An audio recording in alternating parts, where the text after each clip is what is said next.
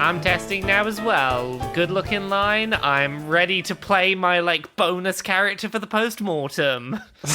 It's me, Posty, the Post-Mortem character. Yeah, I hope you've got your Post-Mortem character sheets ready, everyone. Is Posty like Dropsy? That's the thing that kills fish. Well, it is, but it's also a video game character. It's a video game character by an Orlando-based developer about a clown that's trying to hug everyone. Oh, it's also a disease that beta fish get. And humans. Oh, I didn't know that. All right, so welcome to our medical podcast this week, Dropsy.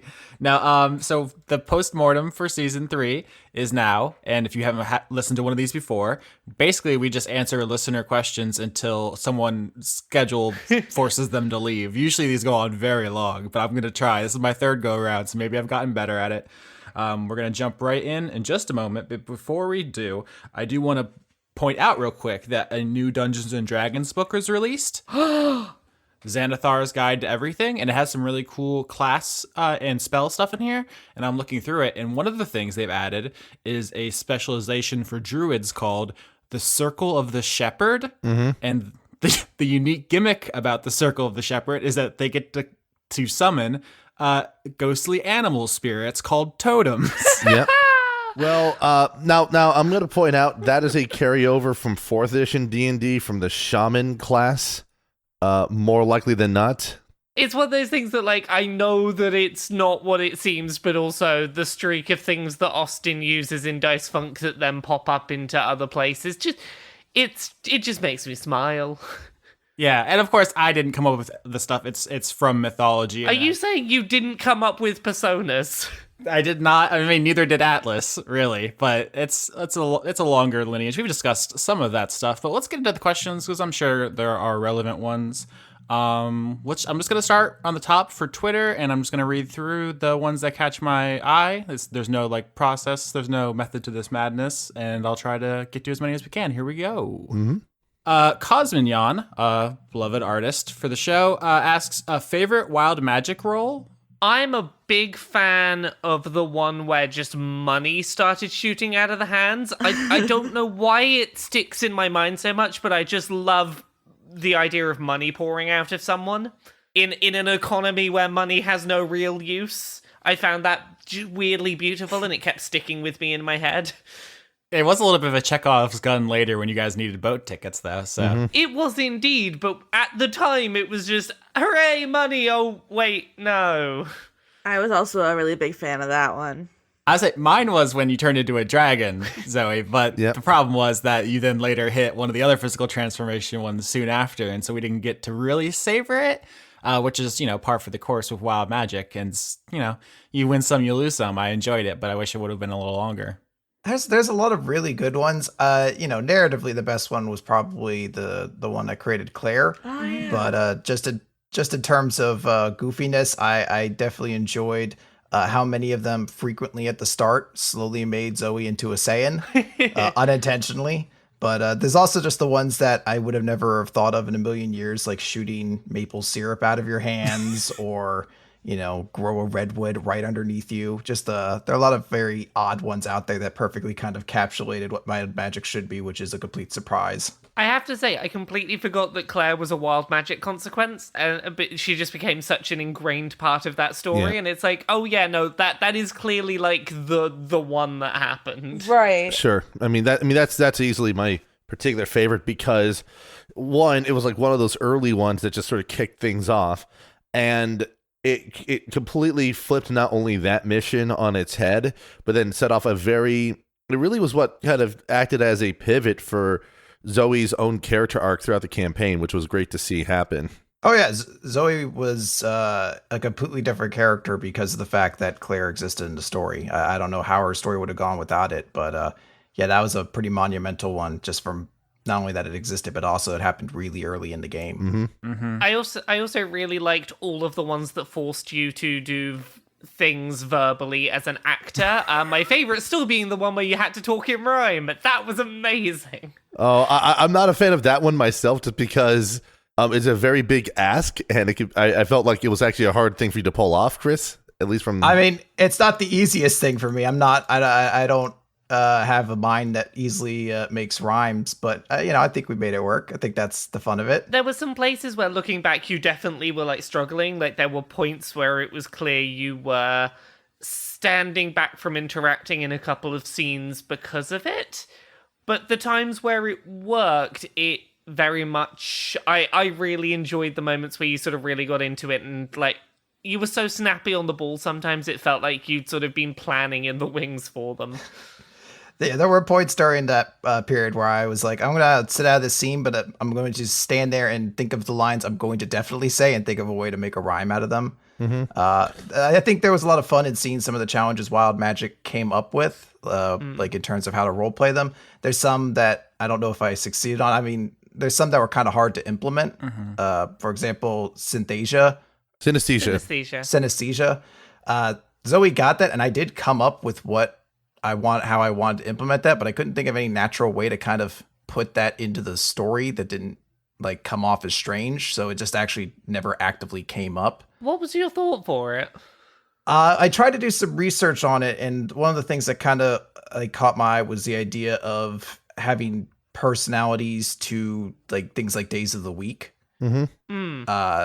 So just the idea of like, oh, it's Tuesday. Tuesday's just kind of a fucking dork or something like that. And then like Wednesday's a fucking bro, man. I love Wednesday. He's always there for you. I realized the other really good Wild Magic stuff was the times where Zoe would blast Roland with a spell because he pissed her off, and then she leveled up and stuff like that. That was just like, you're welcome. That was pretty satisfying. Yeah, people ask a lot of questions about Wild Magic, and we'll probably talk about it more, but one of the very critical things about the way we did it is that basically it was a trust exercise between me and Chris, where I would like give him basically creative writing prompts, like, use rhyming or use synesthesia, and sometimes you got on a good run and you ran with it, and sometimes less so, and it's just like, that's the way improv is sometimes. But the important thing is that like I put a lot of onus on you and trusted you to like kind of work with me in the space, and I think it worked out very well. The problem is that anyone else trying to recreate that is probably going to end up setting their campaign on fire, because it is very difficult, and I don't recommend it, and I don't ever want to do it again because there's a lot of pressure. But I'm glad we did it. I enjoyed it. It was cool. But like, do as I say, not as I do on that one, folks. Wild Magic sorcerers have existed in D&D for a while, and I've always been intrigued by them, but they've always been pretty bad as a concept. Just mechanically speaking, even flavor-wise, they never really had actually like really interesting effects that could happen. But when I suggested the idea to Austin, he was so excited for it, and this went like above and beyond what I could have hoped for in playing this side of archetype. But exactly as you said, I loved it. It was fantastic. I would never want to do it again, if only because this was a great experience. But yeah, it can be a bit disruptive. There's a lot of elements to the campaign that are like that. Like all the party splitting was very interesting. It was like very cinematic. People kind of just going off and doing their own thing. I'm glad we did it. I'm glad it exists. It's something special about our show that we pulled it off. But it was also incredibly intensive to have to keep track of all that stuff and have to structure it and keep track of timelines and ask the audience to follow along. And so I'm not eager to do it again. I'm not saying it'll never happen in the history of the show, but I think the next at least one, maybe probably more, like parties will be more cohesive, ideally. So hopefully. So we got another Cosmignon question here that jumped out to me, which is what happened between Bumbershoot and Max? Is Bumbershoot dead or fused with Max or what? This is a good question because it's going to set up a theme for a lot of my answers vis-a-vis DM stuff, which is it's deliberately ambiguous, which I know is not a satisfying answer, but I wanted to kind of give that joke and that event and stuff some space for people to imagine, because there's a couple of different ways it could be. It could be, Bumbershoot is there and is possessed by Max still. It could be that, because I said it's like Bumbershoot's body, so maybe it's actually Max driving, or maybe Max is passed on and it's just Bumbershoot. There's a lot of different ways to interpret that, and I don't think the specific answer is actually all that interesting. It just wasn't worth like sitting down and hashing out the details of that particularly. The only thing that I felt was interesting was just making it intentional that he was the last thing to come out of the mirrors, Yeah, Yeah, I think there are like potential questions that roll on if you answer that. Like if you say, "Oh, Bumbershoot is in control when coming out of the mirror," then that leads on to like, "Oh, is Bumbershoot going to be mad about what happened to Donto? What does that mean for him going after other people from the epilogue?" And there's all these things that you then have to answer lots of other questions afterwards. And I tend to agree with you, Austin, that I think that question is more interesting left open. Yeah, someone asked me in the Discord, would Roland be worried about Bumbershoot going after him? And I'm like, no. Have you seen how stupidly overpowered paladins are, and by proxy Roland? I mean, Leon was deliberately playing Bumbershoot as someone with no sense of self-preservation on like a meta level. He was like basically just like, how disruptive can I be before I get killed? Which is this whole thing. So like, as much as I love Leon and I do another show with him, for those who don't know, like we still record every week. We're fine as friends and everything. But like, I wasn't sad to see the character go because the joke was good, but that's all there was to it, was the one joke. Mm-hmm. And so I think the show totally benefited from the way that turned out, even though it was personally stressful for me to have everything shaken up like that. I think the story benefited. So I think everything that can be said about Leon and Bumbershoot has been said on this podcast or the other one I do with him. But I assume I'm going to keep getting questions about that until my dying day because everyone loves Leon. Next question, Aline asks, was Stella Rosa planned to be the cause of the wild magic from the beginning of the season? No, not at all. I wrote Stella Rosa as like a character in the backstory, but did not actually like have any definitive like desire to have her in the game. It was sort of like she's there in the backstory, basically just there for the joke of Zoe's character as the untalented sister of this super awesome Mary Sue. So I figured maybe Stella Rosa would appear in the story, but I had no actual plans for her having a point in anything. Yeah, actually, the way Stella Rosa became more prominent was when Zoe resolved herself to kind of fight Lady Nim, or at least get her true name and like resolve that situation. I said to Chris, there's a very, very real chance if you fight Nim, you will die. Like the math is just bad. She is a final boss. You are one character. And in fact, if you listen to the episode, I think 22 or so when it went down, the attack she made against you would have killed you in one shot if Roland hadn't stepped in front. So that danger was fucking real. And so we actually said off screen, like, if Zoe dies, and it is likely that's going to happen, what are you going to do? And Chris was like, oh, I don't know if I just make a new character. Can I play as somebody else who's established, basically? And I said, well, we should give that person, I think we determined it was probably should be Stella Rosa, some camera time first, which is why she started appearing in the cold opens, so that if Zoe died, she wouldn't come out of nowhere. You get the sense that she was already part of the events. So that's Stella Rosa really was always in the background, but her becoming like a really integral part was because meta-wise, Zoe was probably going to die and almost did. And then when she didn't, I was like, oh, we've already established this character. Let's bring her in. And I think it was my idea that she was behind the wild magic, but it was at that point, like 20 something episodes in, that it just, I mean, it all worked together pretty well. I thought like it all feels natural, but I wasn't like, I never set out to like uncover the mystery of Zoe's wild magic necessarily.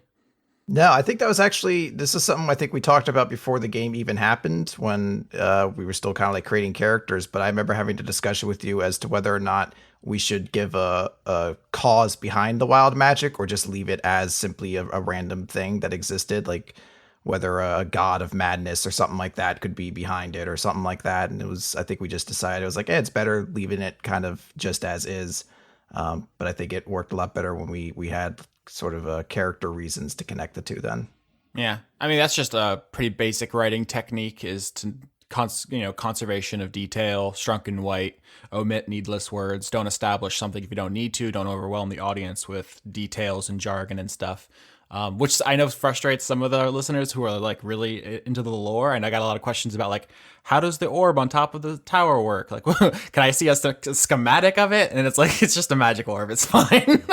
Yeah, especially when talking to people about like what the nature of magic is. It's like basically string theory, and it's in everything literally. And so there's a lot of stuff you can literally hand wave away in terms of how something works, because it's just magic, right? It's just the way that it's influencing the weave. You don't need to diagram that interaction. It's just there's just enough abstraction in there for just to be a thing. So, and even if there are explanations in lore and like fantasy fiction, they're often like not actually workable or contradictory. Like different versions of Dungeons and Dragons have different rules for the same things, and you just like absolutely, at some point it's literally not worth the extra effort to get into it. And so that's something I try to do on this show, is like only say things you need. Like I never said the name of the god of winter because it just wasn't important.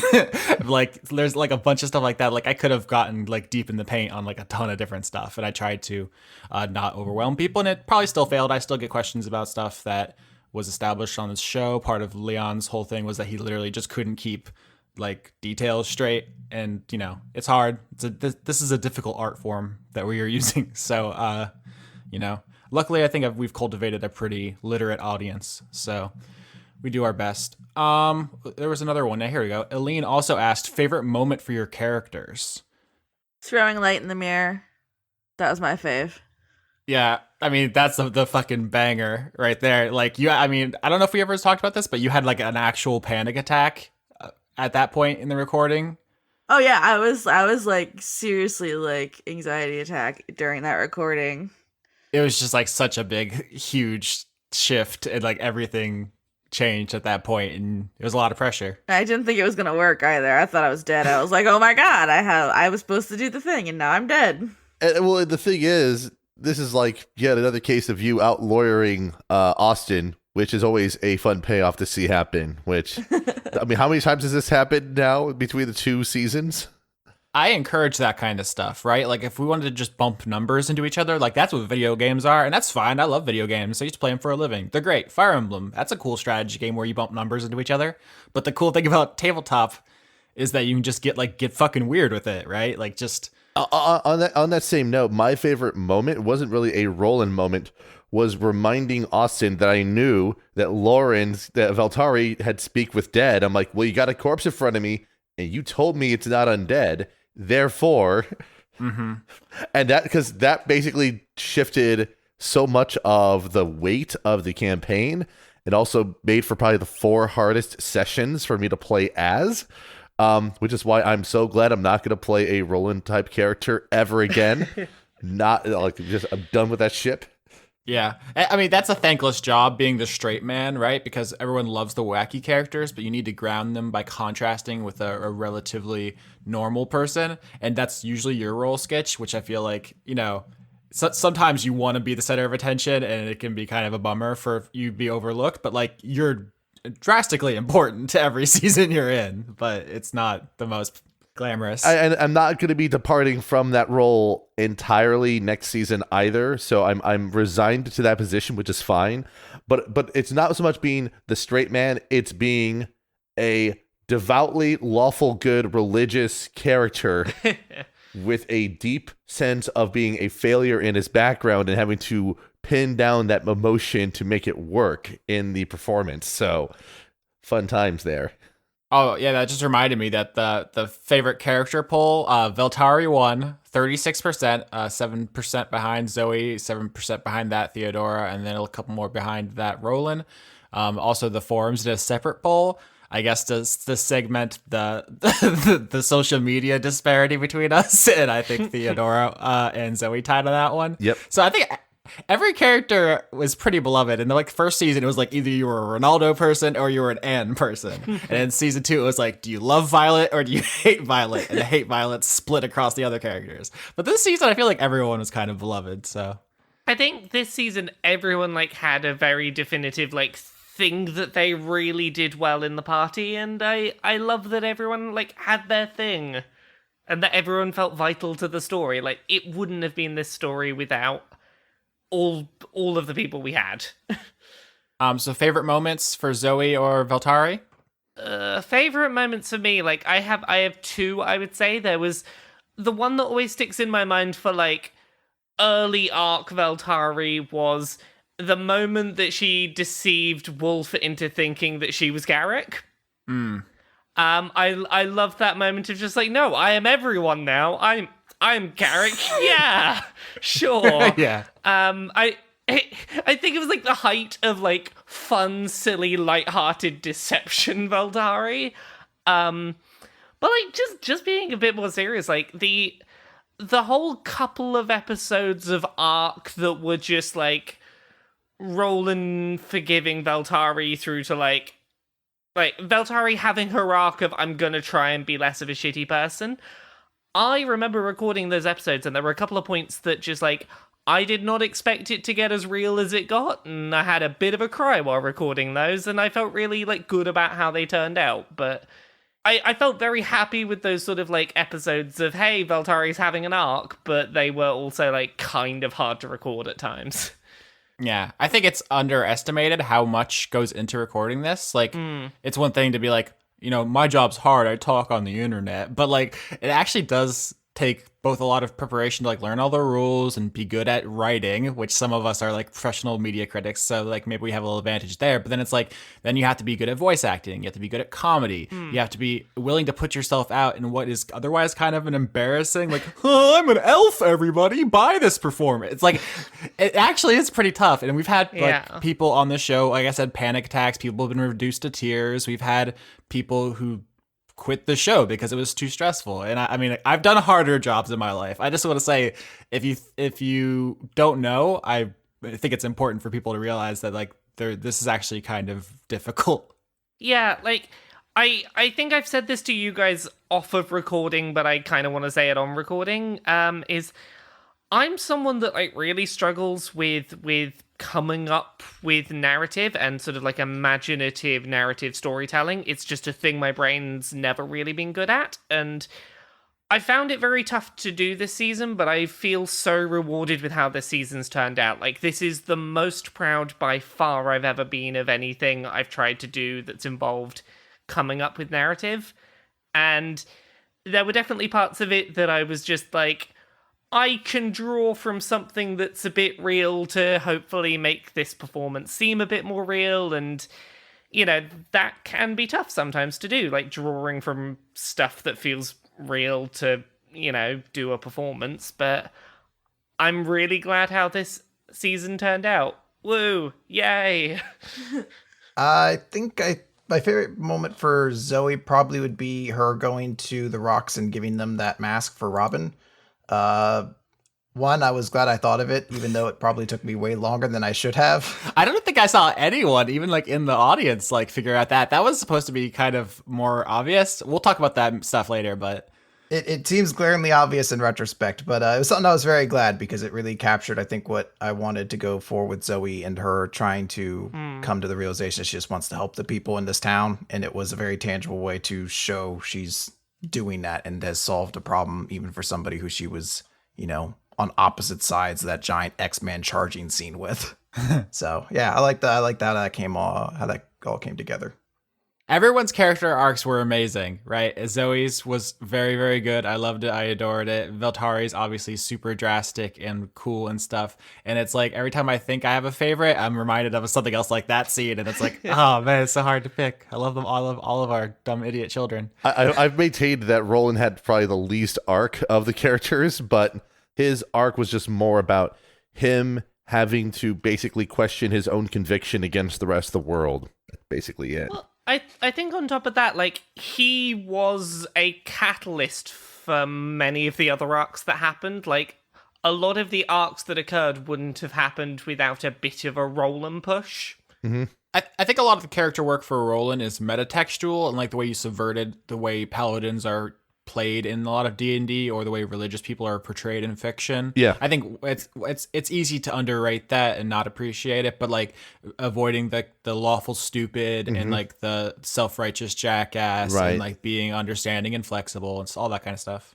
It was nice to see you put up against an actual angel, and like to not just be like, hey, yeah, you're an angel, sure, yes, religious type, of course I'll side with the angel. You were like, right, you were a lawful good character who was still willing to, like, argue with, essentially, like, here is your lawful good magical being like, nah, I disagree with you. I have my own moral thoughts. Right, and basically part of it is, and I've said this before, it's like I wanted to play him as essentially uncorruptible, which may seem kind of sort of an easy out for me, but it's like it's hard trying to play a character and have a character who refuses to allow themselves to fall in that way, and that's partly where the difficulty came from.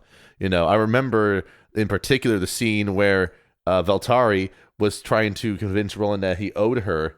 And I was pissed off when you said that. That came through my performance with Roland, because he was just like, "No, I don't owe you anything."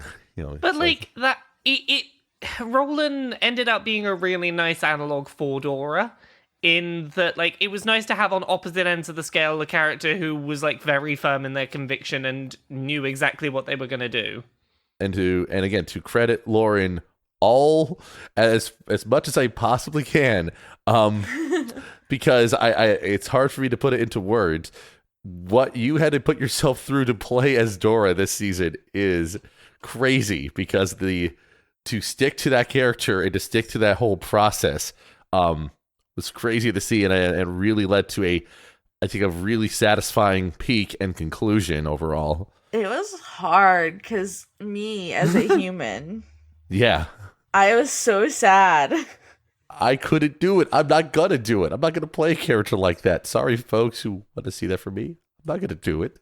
We got a lot of Theodora questions. I'm gonna try to get to as many as possible. So next question right now, Matthew B. Hare asks, is the afterlife still present?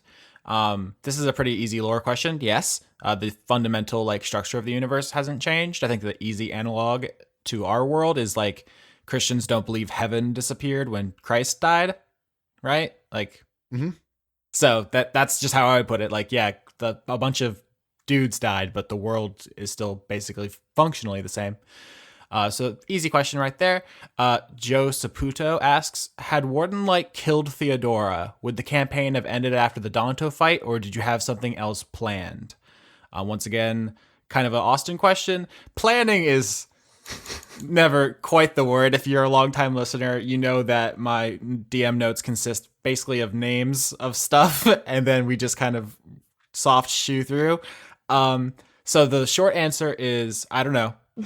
The longer answer is probably not. That I don't think it would have been satisfying to end at the Danto fight. It probably would have continued and probably would have involved Gonador trying to exact revenge on Ilium. He probably would have basically mustered his own sort of force, and then we would have had a similar kind of showdown between the forces of Gonador and the party, but without Theodora's involvement, and I don't know exactly what that would have looked like. It's hard to do DMing the way I do it, and I realize that it's not optimal and it's not smart. There's a part that I still can't believe I got away with, which was when I rolled for a tarot reading, which was so fucking irresponsible.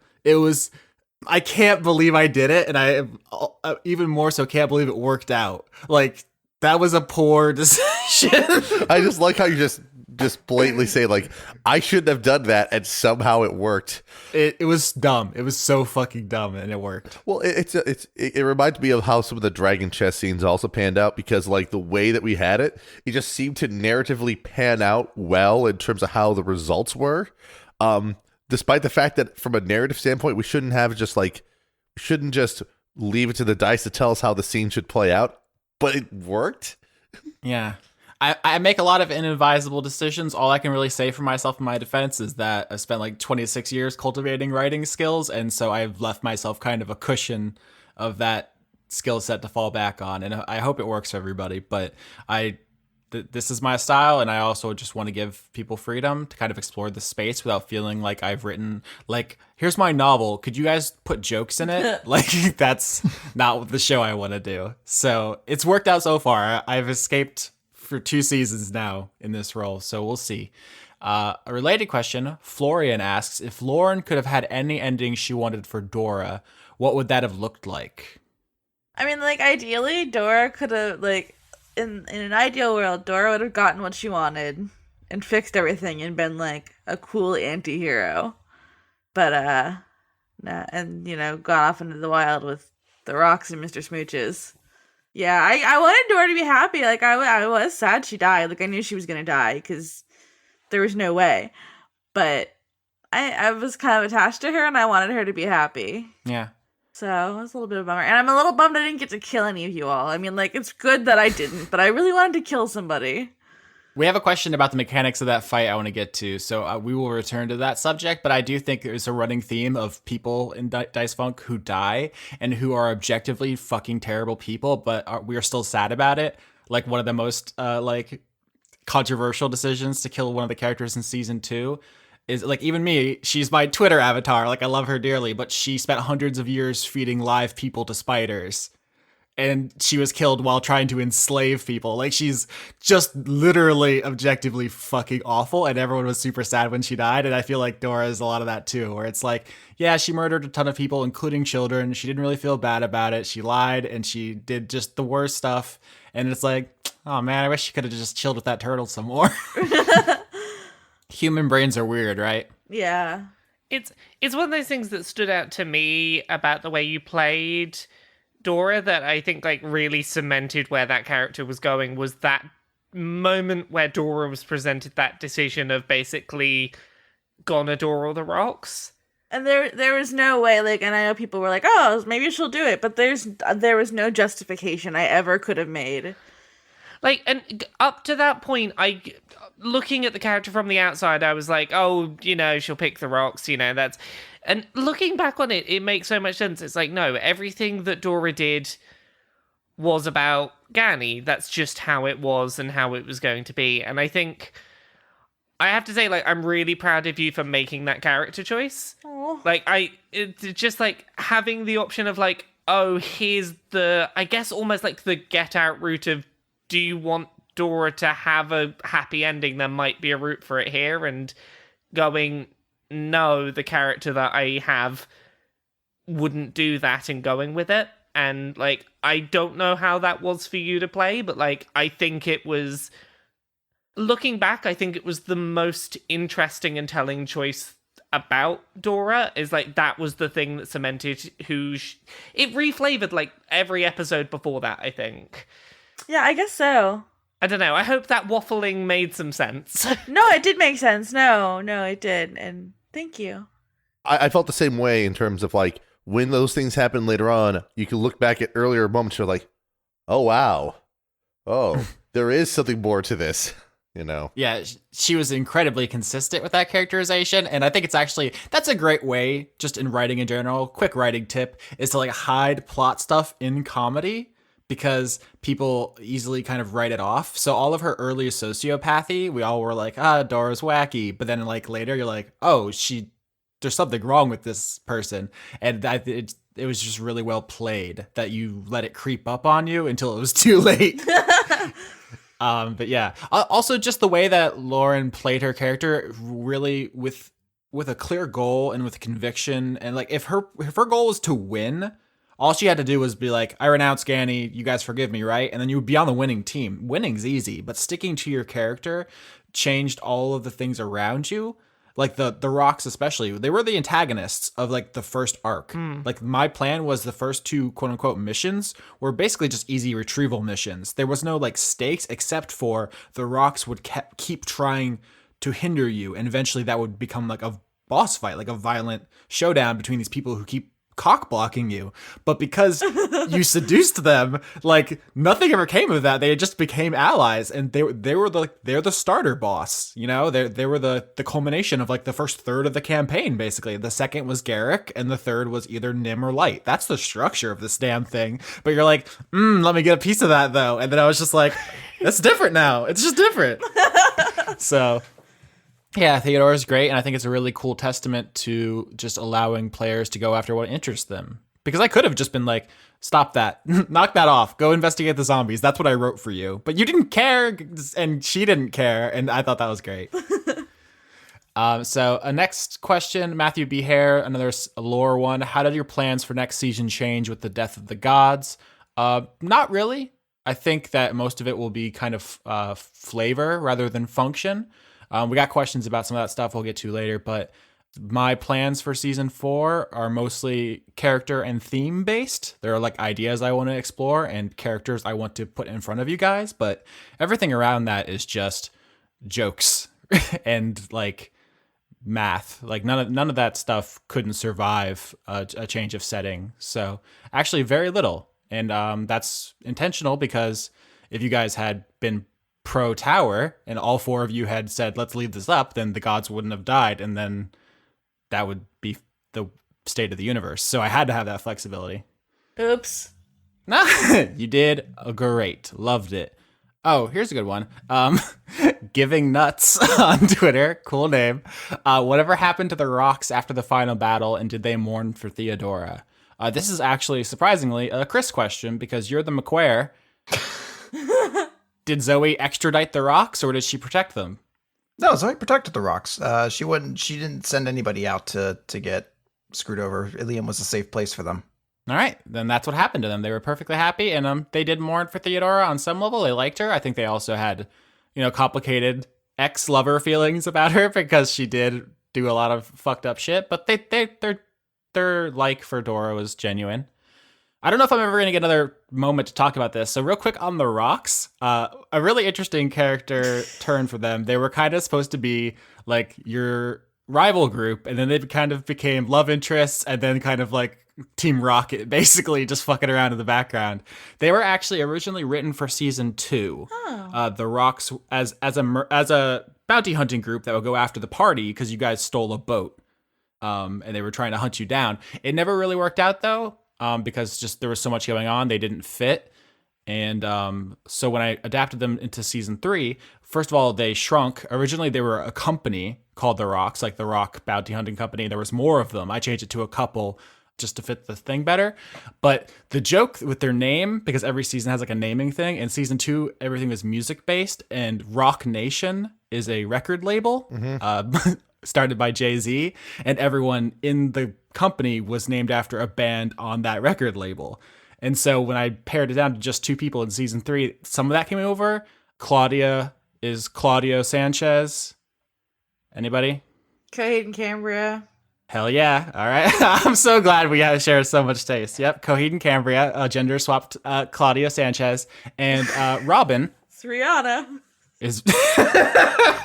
Robin is the birth name of Rihanna. So that's what's going on there. There were more. Actually, Claire Elise was another member of the Rocks in season 2, if they had showed up. Claire Elise is the birth name of Grimes. Ah. She's good. So I reused that name because I had grown attached to it for the creatures previously known as Wazoe. You mean Wazoe wasn't a musical reference? No. Hmm. So let me look for more questions. Oh, here's a good one. Mobile Suit Crossbone Panda. Fuck, that's amazing. Asks, this one is directed towards Lauren. Did you purposely play Dora as a direct contrast to Vinny? Yes. 100%. I wanted to prove what I could do. For those who haven't listened to season 2, Lavinia, your character there, was a pacifist who basically spent every single moment trying to get people to stop fighting. And this time you were the villain. I had played Vinny a little close to my own personality, but like really extreme, because it was my first time role playing. So I was like, oh, let's be careful. And so coming into this season, I was like, I need to be different because I wanted to prove to myself that I could. A good role-playing challenge for you, but also an important thing about this show is for each season to contrast in ways. I've talked about this before, but like season 1 was all humans basically and very little magic. Season 2 was like monster races, quote unquote, and more magic. Season 3 was immortals and high magic. And season 4 is going to be something else. And we have other like things that contrast, like season 1 was fire and earth, and season 2 was wind and water. And no one figured out what season 3 was. Does anyone want to take a guess? Light and darkness? That's not a bad guess, and I think if you like wrote that for an essay and you could support it, that'd be fine. It's not what I had in mind, not authorial intent, but feel free to disagree and have your own take. But it's another classic element from a certain system. Oh, ghost and poison types. Got it. Nailed it. It's all ghastly. It's a very good joke. No, so most systems have fire, earth, water, wind. One has an additional one, which is the system used in Wicca. And the fifth element in Wicca is spirit. Oh. A lot of ghosts, a lot of things from other, planes and so forth. That was what I was going for. Dark and light kind of works. Well, I don't want to get into the metaphysical stuff yet. There's so much. I did so much fucking self-congratulatory, masturbatory religion shit. I'm sorry. All right, so here's another one of the mechanic things. Josephina Vineyard asks, are all the spells and game mechanics that reference gods and afterlives no longer working? What do they do? What's up with that? So we'll explore that in season 4, definitely. And so because every season needs to be self-contained, I'm going to have to give this whole spiel again in like a week. Yep. So I don't want to do too much now. But I think we're all smart, creative people, and we can effectively reflavor things. The forms still exist in the world, and people will make do. So I'm gonna give like this whole speech next week. But in the old days, if you wanted to throw a lightning bolt, you would pray to the god of lightning, and he would give it to you. And in the future, you just channel capital L lightning. This is why it's important to understand the specific context of the campaign's own systems, because if you were to look at this from a Forgotten Realms angle, which I don't necessarily recommend because it's kind of boring, the Forgotten Realms argument says that paladins don't get their powers or magic from the gods, but by the conviction of their oaths themselves, which seems counterintuitive to like them being tied to deities and stuff, but that's what it says in the book. But yeah, that's why they're charisma based, because they're actualizing their intent of like their religion. And listen, at a certain point, we get to say how things work, and so I'm fine with fudging a little bit of it. But I actually do think the kind of lore and the stuff we've built here hangs together. Yeah. I don't think you even need to get into hand waving. I think, if I may say so, we're doing a pretty good job. So some of that you're gonna have to wait until next season, but trust me, is what I'll have to say. Princess Snowin asks, were Bumbershoot and Danto doing it? So in season 1, Leon played a bisexual character, and then I don't know if he said this on podcast. I think he may have said it on another one. He later said he should have just been gay, and that he regretted that about Ronaldo, and he was going to do differently for season 3. And so if it wasn't clear, Bumbershoot is gay. That is 100% the intent behind that from Leon's perspective. And I honored that. Bumbershoot was definitely gay, and the extent to which Bumbershoot and Danto were like serious about their relationship is not entirely clear, but they were together in such a way that Danto was able to literally walk into Bumbershoot's ancestral home and say like, this is mine. And legally it was. If you listen to one of the cold opens, they talk about how like he got the paperwork through. Like Akamoros recognized that he was like the proper patriarch of the house because of his relationship with Bumbershoot. So, I mean, you guys found rings in Bumbershoot's room too. Like, I didn't actually think it was that ambiguous, but yes, Bumbershoot and Danto were together in some form. I thought it was pretty clear. I thought it was clear. Toshirakuru asked, Chris, what was Stellarosa's Sphinx stand name? Oh, I had this too, but since we finished the episodes without naming it, I think I got rid of I had like a whole list of crappy names that I was going to give. I think Simple Minds was on there. Muse. Walk like an Egyptian. Yeah, Walk Like an Egyptian. That was it. That's very good. Some people in Discord asked like what Martis's was. I think I suggested, maybe not on air, but the idea was Foreigner. That is good. That's a plane shifter. For the Ice Wolf in particular, yes. So, at the risk of tooting my own horn, I really like the way the totems worked out, because I think they easily could have either been not important at all or like consumed the campaign and become what it was about, and that would have felt kind of like too derivative of the other franchises I kind of invoked there. I think we got it at just the right level where each one got a moment to shine, but they never were the full focus. So, I mean, Roland saving Zoe's life and fighting Theodora being unambushable really changed that whole dynamic for that arc. Zoe melting the chains, which literally changed so much. Like if she wouldn't have done that, I have no idea what would have happened with Grace. Like so crucial. And of course, Veltari using the the Manticore to intimidate a couple different people at key moments. Like everyone got a good moment and they were cool, but it never became like, hey guys, you want to just do a JoJo RP? I mean, yes.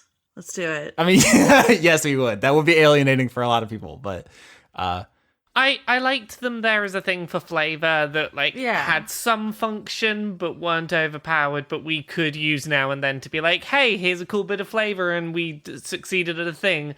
Now go away back to the background. yeah, and they helped characterize people too, because I feel like it gave you a better idea of like who Penny was, like small but dangerous if messed with because she had a scorpion and stuff like that. Just like little things. Yeah, and Roland only used the main feature of the Griffin 3 times, once for each of the 3 other characters. Toshiro also asks, why is Aurora specifically female? I was of the impression that, so there's names for everybody. So it's guilt was called Aurora, hunger was called Gorfanax, and sacrifice was called Zavala for previous seasons. They were without gender. Is there a reason that changed if that's the case?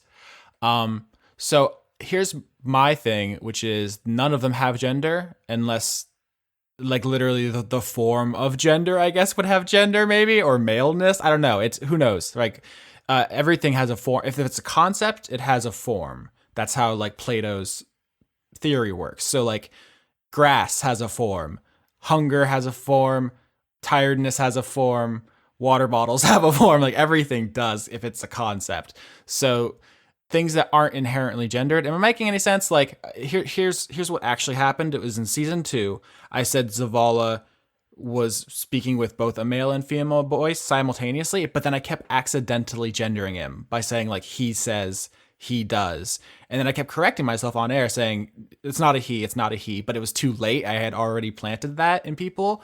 So I wanted to avoid the implication that all of the powers that control the universe were male. And so it was important to me that also one of them could present as female, even though none of them are gendered by nature. The reading I got as a player, and like this may well have just been me like explaining it away in my head, is like guilt is not a thing that typically has to manifest in a physical form in any regard. And like my reading on it was just like, this is the party's attempt to make sense of the unfathomableness of guilt crammed into a person, and as such probably don't read too much into what you're seeing or hearing being an accurate version of this unknowable guilt thing. Yeah. So like I just didn't read too much into the gendering. I just assumed it was mortals trying to wrap their head around the sheer reality of guilt. Yeah, guilt could have appeared to you guys as a pink elephant. It could have been a big dildo. It could have been anything. There's no reason for it to appear in any particular way. And the way that they have worked so far in other seasons is like Gorfanax / hunger was just this force that people sacrificed things to. They thought it was a demon, and then someone put it in to stone. They basically embodied it. They gave it a body. And in season 2, it was discussed that Zavala didn't have a form, and you guys could have given it a body. That was one of the ways the season could have ended, is you putting it in a body and fighting it. And so like none of these things have a shape necessarily, unless you're talking about like the concept of shapes, maybe. Like that it's gonna get pretty theoretical at a certain point. Right, the concept of cube, and it has a cube-like shape. Exactly. It's inherently abstract because we're talking about platonic forms, which are inherently like pure and almost inconceivable in an actual manner because it's beyond our ability to perceive. So yeah, it's important for them to have a kind of alien aspect to them to distinguish them for gods, because if they were just like people walking around and being powerful, they would be basically interchangeable. And it's important to me for this part of the world building to make sense, is that you get the feeling that they're beyond that. And so I realized that it can sometimes kind of seem like a slippery thing to get your head around. And I think season 4 will help because everyone will know. It's not something that you guys are going to discover halfway through and then have to explain to you in bits and pieces. It's just like a fact of the universe. And maybe that'll clear things up. But So the question was, do these things have gender? Probably not. Not necessarily is the answer. And I mostly use that as a narrative device because we as humans making and listening to this podcast perceive the world in certain limited ways. And so that's the answer to that question. Last Toshiro Kuru question, nailing it, just killing it with all the questions this week. Did it feel odd to not have a direct betrayal or total party kill occur this season? Or were those tropes you were trying to avoid? Someone in the community beat me to this joke, but we did have a TPK this season, and we've had one every season. It's just instead of total party kill, this season it was a total pantheon kill. Yep. But the thing to note is, sorry, I guess this is spoilers for the first 2 seasons. I hope no one started here and is now sad that I've ruined it. But season 1 was beyond my control, both because I wasn't DM and also because literally my character was not involved in the events at all. It was another person who did everything. So that's just beyond my capacity to artistically contribute. Season 2, basically what it came down to was I said, how do you guys want this to end? And there was a couple of different solutions that were brought up and one was picked. Again, kind of beyond my control. And we talked about that in the season 2 Post-Mortem. So it's never really been a thing that was my goal. I've never been like, I'm going to write a downer ending. That feels like I'm like passing the buck or trying to like cop out. I'm not. Like it is my product at the end of the day, and I guess I could have tried to prevent it, but I don't have a preference one way or the other. My interest is characters with relatable, consistent personalities interacting. Like that's all I care about. How it ends is, interesting, but I don't have a preference. I feel like there totally was a way that could have ended up happening, and had that been the end, I'd have been fascinated to see what that would have left for Dora. Like, I don't think that was an ending that we had to avoid, because I think there were definitely interesting things that could have come out of a total party kill. Although I had not planned for Dora to survive that fight, so. All right, so I want to find this question because I had someone ask. Yeah, here it was. Lady Misfit asks, I might be biased as I really liked her and felt she was undermined a bit too much, but was there ever a chance of Dora winning, and what would have happened then?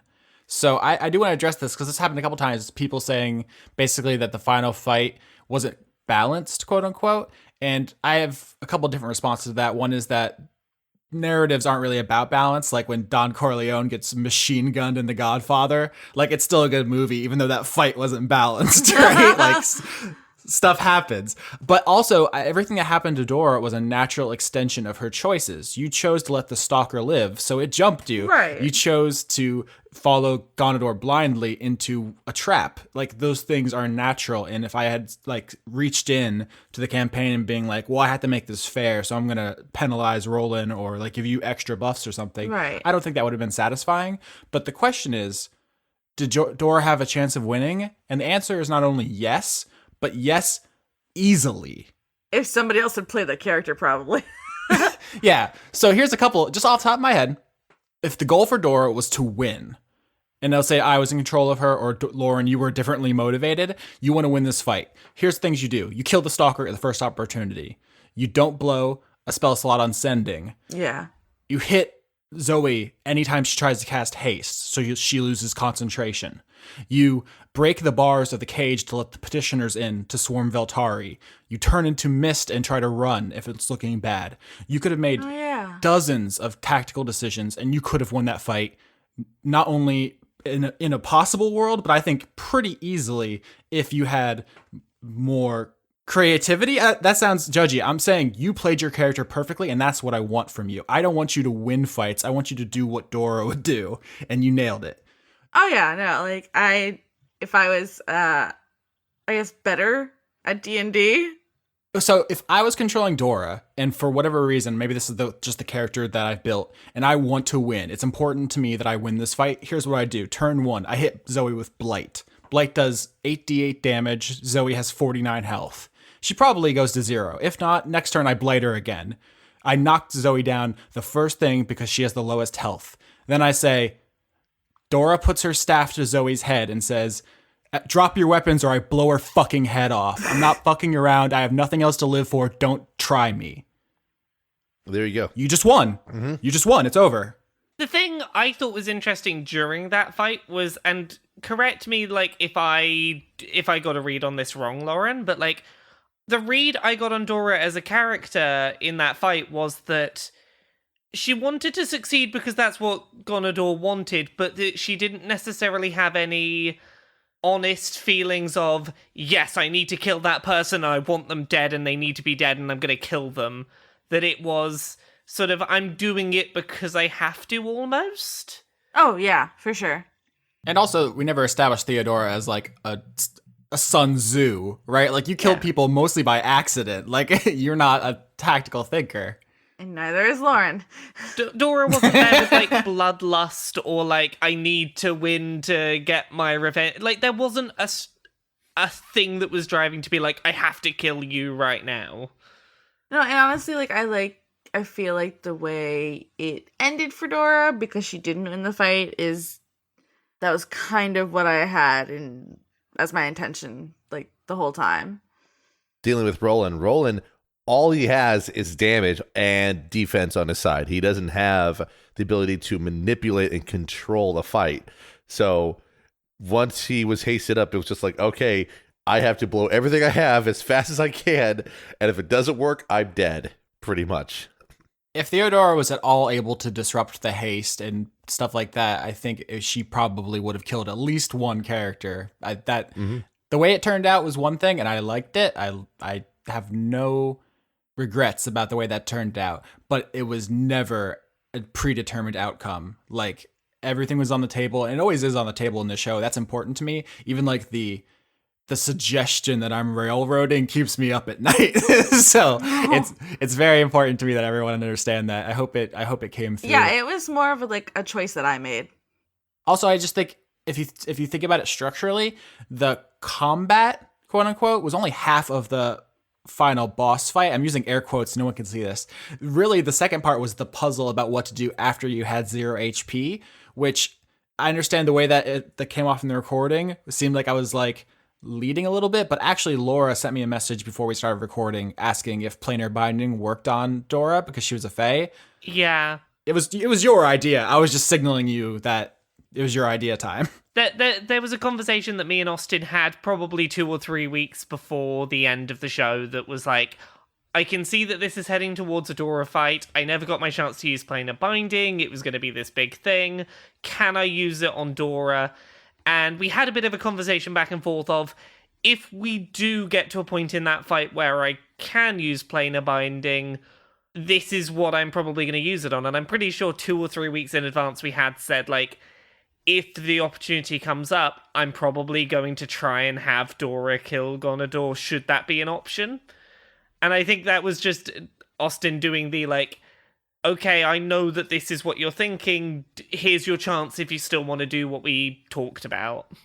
Yeah. So full credit to you. That was your idea totally. I had no idea about any of the way that was going to turn out. I do want to say one thing about the very ending, though, which is, I mean, I work a lot in ambiguity and implication because of my pretentious ass. But there was something that I think maybe wasn't clear enough, and I could have explained it, but I didn't want to kill the momentum of the scene. So I'll explain it here, I guess, which is when Theodora blasted Gonador and the Eldritch Blasts became fire dragons and ate Gonador, basically, that very easily could have been just like DM fiat, like, I want this to happen, so it happens. There actually is a story explanation, which is something I tried to be very, very persistent about saying throughout every episode, probably multiple times per episode, about gods and their intervening. It probably got annoying how often I hammer that point home, but the gods couldn't directly intervene and just start blowing each other up without reasons. That's why, like, Zariel didn't want to intervene, didn't want to invade the Prime Material directly. It's why Ogma imprisoned Theodora rather than kill her. It's the whole thing going back to Alice's conversation about where she got the staff, like a good god blessed it and then she stole it.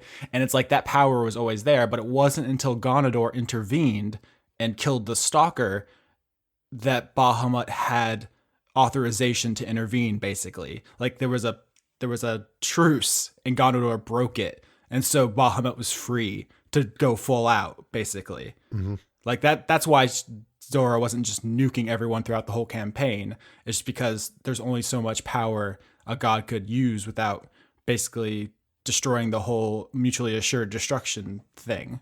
Does that make sense? Yeah. Yeah.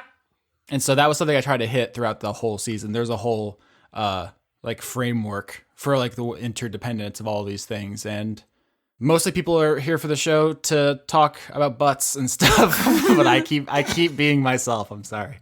Okay, so Cyretha asks, for most of the players, how did it feel to play as more than one character this season? It was fun, but I am glad I stuck to one character. One was more than enough for me. I was actually hankering to do more, playing as more than one character myself.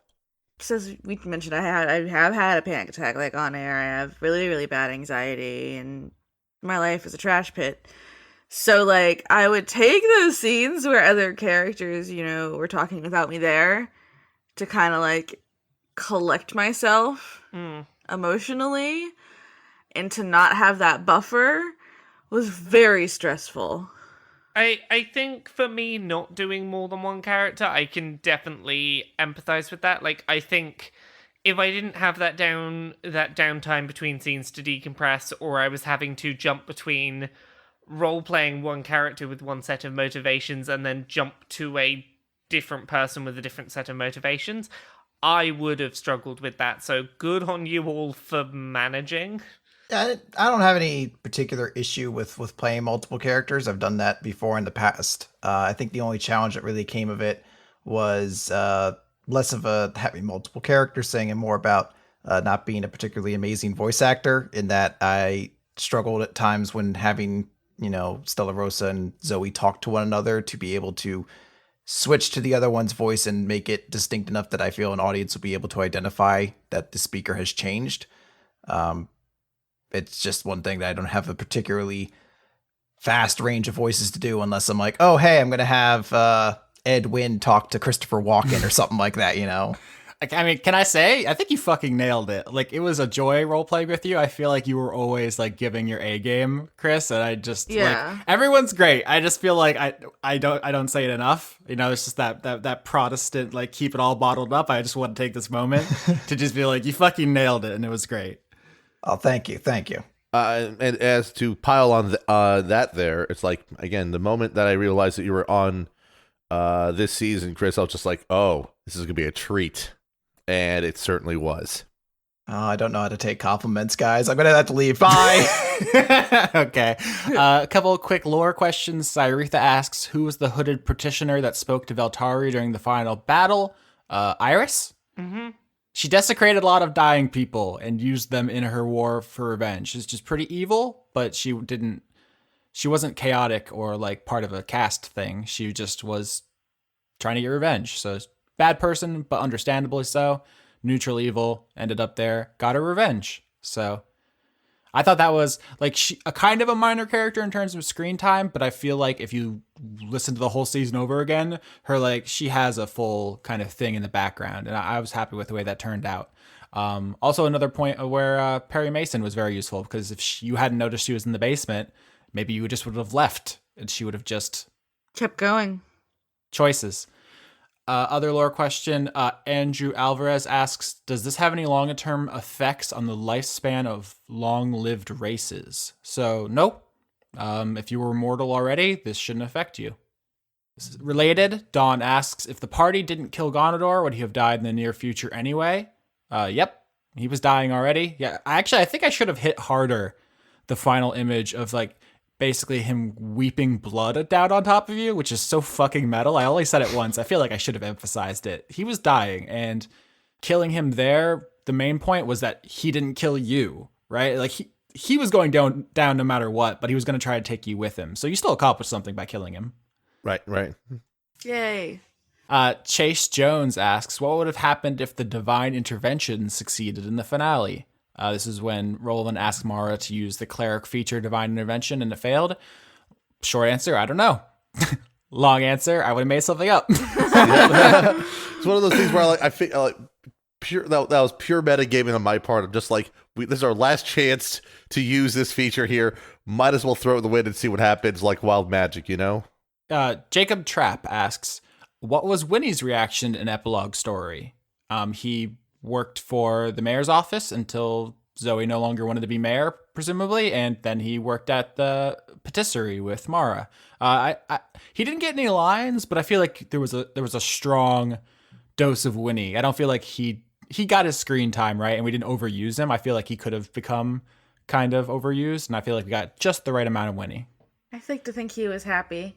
Yeah, I like Winnie a lot. He got to put his jams in my pastries, so hey. Like, just like British Baking Show. The thing I like about like thinking about Winnie in the epilogue is that so many of the people we did talk about stayed in Ilium and found a role within Ilium that made them happy. Right. That I like to imagine that made Ilium a very pleasant place for Winnie to stay. Was it except for Roland, who ultimately left after getting the last person out of the mirror, just like After being instrumental in helping the town, so he did his thing. I'm pretty sure people still didn't like him when he left, but that's just because, you know. He got mixed reviews on Yelp. Help Yelp. Yeah. Help Yelp. Let's see here. Another Jacob Trapp question. How did you imagine the ending would be if Light or Nim were the final boss as intended? So I actually really like the way the party responded to Warden Light. I feel like both the party and the audience, like there was a really clear split of people who thought he should die screaming and who liked him more or less. A lot of that stuff worked out really well. Like I feel like there was a lot of people who were genuinely pro Tower and anti Tower. There were people who were Team Evil and who wanted Dora to win. Like there, pretty much every conflict had people on both sides, which is really nice. The only thing about that ultimate plan was for Nim and Light to be the kind of final boss was that y'all murked Nim like halfway through, so that was never really on the table. Do you guys have any regrets about how any of that turned out? Because I mean, the answer to this question is I don't know. I would have made something up. Not in particular. The thing that stands out to me is like I think those two as final bosses only would have worked if we'd had party unity on what the right way to deal with the barrier was. And I think that it's kind of good that in a world where the party was split on how to deal with the barrier, we didn't have one of those two paths as like, this is the final boss path. I think it was more interesting. Oh, it's absolutely more interesting, yeah. In a more traditional campaign where everyone is going to agree to be on the same team, and then you get like a Shin Megami Tensei choice at the end for law or, chaos. So I guess they're both lawful, so really good and evil. I think that would have been fine. I wouldn't have been not proud of that, but I think what our show did is what makes our show special. You need something to distinguish yourself, right? You're putting something out into the world. It's like, why should people give your thing time and not other things? And I think that those choices and all of that complication and stuff makes Dice Funk special. And so I don't have any regrets about how any of that turned out. I do think they probably would have been cool alternate stuff, but what happened was great. And I mean, that goes as far as Garrick too, I got messages from people saying the Garrick arc was their favorite in the show's history. And I got messages from people saying like, I couldn't follow the detective stuff and both are fine. I think actually doing a detective story at all is incredibly risky in tabletop and D&D especially. Oh yeah. There's actually entire games which are just dedicated to that. Most notably, I think Sherlock Holmes Consulting Detective, which is a game that's just about that. And the way that game works is you always get the clue. Like you go to a new scene and you get the clue, because if you don't, the whole thing falls apart. Like that's how detective stories are. Like what happens if you roll and you don't get the clue? This story just stops. And I think that you guys crushed the Garrick investigation. You went from plot point to plot point. You did interviews, you made leaps, you investigated, you guys nailed it. And I didn't once have to intervene, basically. I never had to be like, you should do this. Like you guys just did it. And maybe that's not something you can really appreciate as a listener, but it was a huge undertaking, and I think it came out really great. And Garrick could have been the final boss. He was basically the Punisher. His whole thing was like, I'm going to go around killing people because I think they deserve it. And Dora to just snuff him out was so fucking raw. It was like when Kefka kills the king guy in Final Fantasy VI, where you're like, oh, this emperor or whatever must be like really important. Oh no, it's the clown jester dude. Like just fucking erased him. And it was metal as hell. I did my best. You did good. So yeah, I could talk more about Garrick. I think that's a character that probably could have gotten a little bit more exploration. The thing was that he got hit with a silence spell in his second appearance, which means he didn't really get to show off his personality a lot. But I think people got the main point, which is that he represented retributive justice, and Warden Light represented rehabilitative justice, and Count Danto was preventative justice, basically, with all the hanging and the torturing and whatnot. And like the way that dialectic worked was, I think, clear in the text. So I'm happy with that. I just wish Garrick would have gotten to be an asshole on camera more before you murdered him. All right. Rick asks, what was each person's favorite NPC?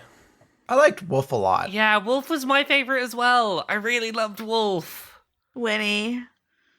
Because I want to hug him. Winifred and Wolf were definitely the most fun voices to do. I think Wolf was lovely because like the way he was initially introduced, he was a character that like initially seemed like he was being introduced to be sort of bumbling, not really much anything character, but like very early on he makes some statement about, you don't know me, I have layers. And I was just very, very quickly won over by like, oh, there is more to you. I love you. You're wonderful. I'm gonna be your friend. Yeah, I mean, he was essentially just a red herring in the Garrick quest line, but first of all, he just totally changed when I opened my mouth. I thought he was just kind of like a humble farmer, and then he became this like wild prospector dude. But also, he became much more likable because he was supposed to be belligerent. Like, he hit Roland. Like, I had him statted out for a boss fight if like it got rowdy. Like, there was no expectation that you guys would befriend him. But once you did, it just felt natural. Yeah, like I am so glad that Wolf was Veltari's like best friend in town, because just like Wolf is great. I love Wolf. I actually liked Alice quite a bit because Alice pushed me very early on to establish what Roland's characterization was fairly aggressively, because I'm like, oh wait, am I going to be like the douchebag lawful paladin who's just going to take this person in because they're doing some form of necromancy, osteomancy, or I'm going to follow through on this character to a T. And I felt like it set up a nice dynamic, especially when The Rock showed up, and it's like, okay, how are we going to handle this? Is this going to turn into a fight? I don't know, but I got to intersect in some way. I got to intervene in some way. Alice was a more low-key character, but I did enjoy playing her. She had like a lot of world weariness, like hiding kindness. It was interesting. And in a similar vein, I think Warden Light, from a writing perspective, like as a like literary critic mode right now, I think he was the most complex and interesting character, even if he wasn't necessarily fun to play or interact with. Hey, because I was playing someone who was like, couldn't lie, but had a secret, but also had something they had erased from their memory. And I was trying to play this on like 3 different levels while being true to religious ideals, while also being kind of a dangerous asshole. It's like there's just a lot there. I mean, you did a great job making like a character where I looked at him and I was like, eventually like, oh, this is gonna be interesting. No, he's an asshole. No, I feel really sorry for him and I don't want him to die because he's just made a bunch of mistakes and could possibly be redeemed himself in some way. The fact that like I was dead set on like, yep, we're gonna use planar binding on light. We're gonna do it. And then we like worked out what light steal was, and I was like, oh no, I'm going back on that plan. Like I completely retracted like Veltari's whole plan of what she thought she was gonna do because the depth you had to Light just caught me off guard. I'm proud of Light. It definitely was a lot harder to play than some of the more fun characters like Winifred and Wolf, but that's probably something that from a pure craft perspective probably worked out the best. Next question. Chase Jones asks, why was Light so upset when Zoe used Nim's real name? Did Light have a real name? And was he an allusion to Uriel, the Archangel? And then replying to their own question, Chase asks, did you reference the Book of Enoch with all the names and imagery like the giants in town? The answers to that question are a lot of yeses and some explanation. Light was upset with Zoe because using someone's true name is a grotesque violation of bodily autonomy, which is kind of a running theme. Veltari's whole shtick was like mind controlling people, and it was one of the things that established her as being kind of fucked up before she became better. And then her whole thing was like, well, now I'm weak, so I should combine my fucked up shit with doing good, which culminated in controlling Dora. So I feel like all of that flowed together very nicely, and it was important that we established some of those themes early, or else the ending might have been kind of too dark. As far as Light's real name, probably would have been Uriel. I never established that on air, so it was subject to change, but Uriel means light of God. So naturally, that's one of the things. I said something multiple times, like all angels' names end in L. Gabriel, Michael, et cetera, Barakael. But no one ever really questioned just light. I thought someone would bring it up. So he did have another name, and that was probably what it was going to be. Yes, it's deliberate invocation of the apocryphal book of First Enoch, which is about fallen angels, including Barakael and the Nephilim and giants, which were also elements of this season. So yep, all of that was intentional. Also, just like there's so many layers to that stuff, and it feels pretentious and assholey to like talk about it. But like in John Milton's Paradise Lost, Uriel shows up and is like the person who controls the orb of the sun. The Warden Light had the orb on the tower, which is the fake sun, right? Everything I write is just that. It's just that all the way down. So similar to how last season everyone was named after a musical act, this season was you really patting yourself on the back for deep knowledge of religious texts? There was a lot of that. The actual naming convention was literature, and I just put in religious texts as literature. So that's like the thing that ties that together. But like, there's so much of that stuff that I don't know if people have discussed. At least I haven't seen it. The community figured out the literature stuff. There's a thread on the forums where they pulled apart a lot of those, and they were right about a lot of it. Did you guys have any questions about any of the names? I can do that, but Wolf. Wolf is Virginia Woolf. Oh, there we go. Everyone thought it was Beowulf. Yeah, which is of course a better reference, but that's because who Wolf was as a character changed a lot in my conception. Originally, he was kind of a lonely farmer, and Virginia Woolf's The Hours is about loneliness, essentially, which is what I was going for. And then he became this whole other thing, which is a much rowdier troll in the style of kind of Norse Germanic mythology, which is more appropriate for a Beowulf reference. Oh, I got one. What was the reference for Ganondorf? That's D&D original, baby. Oh. There's all kinds of stuff like that. I'm sure someday someone will write that essay. Like, have we ever talked about the Horsemen of the Apocalypse in season 2? No. Mm-mm. All right, so you guys fought a group of 4 people, the Blackhearts, and they were all associated with a color. One of them had a red hand, one of them wore a white coat, one of them had green armor, and one of them was a dark elf, which are the 4 color of the Horsemen of the Apocalypse.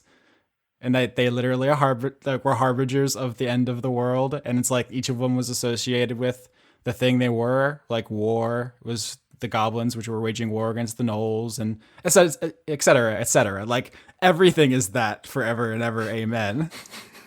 I'm sorry about who I am to an extent, but Never apologize. Jonathan Kwiatkowski asks, what became of Mr. Smooches and Jesus the dog? They live in the zoo. Well, except for Jesus. Jesus is probably with Stella Rosa still, right? Oh, true. Narratively, I would probably say Stella Rosa actually probably gave Jesus to Zoe to take care of, because the concept of Stella Rosa now is she's off trying to fix every problem of the world, so it's probably a lot easier for somebody who's never going to leave this one town for at least the immediate future to take care of a dog, as opposed to somebody who's going to be like planar traveling at every instant. Plus, I feel like Jesus just fits more in Ilium. It's like a floating purple dog in a town that's full of that kind of stuff, so that might be a good place for him. Plus, it's all backyard. Like, everything's a backyard, basically. But isn't everything a backyard when you can fly?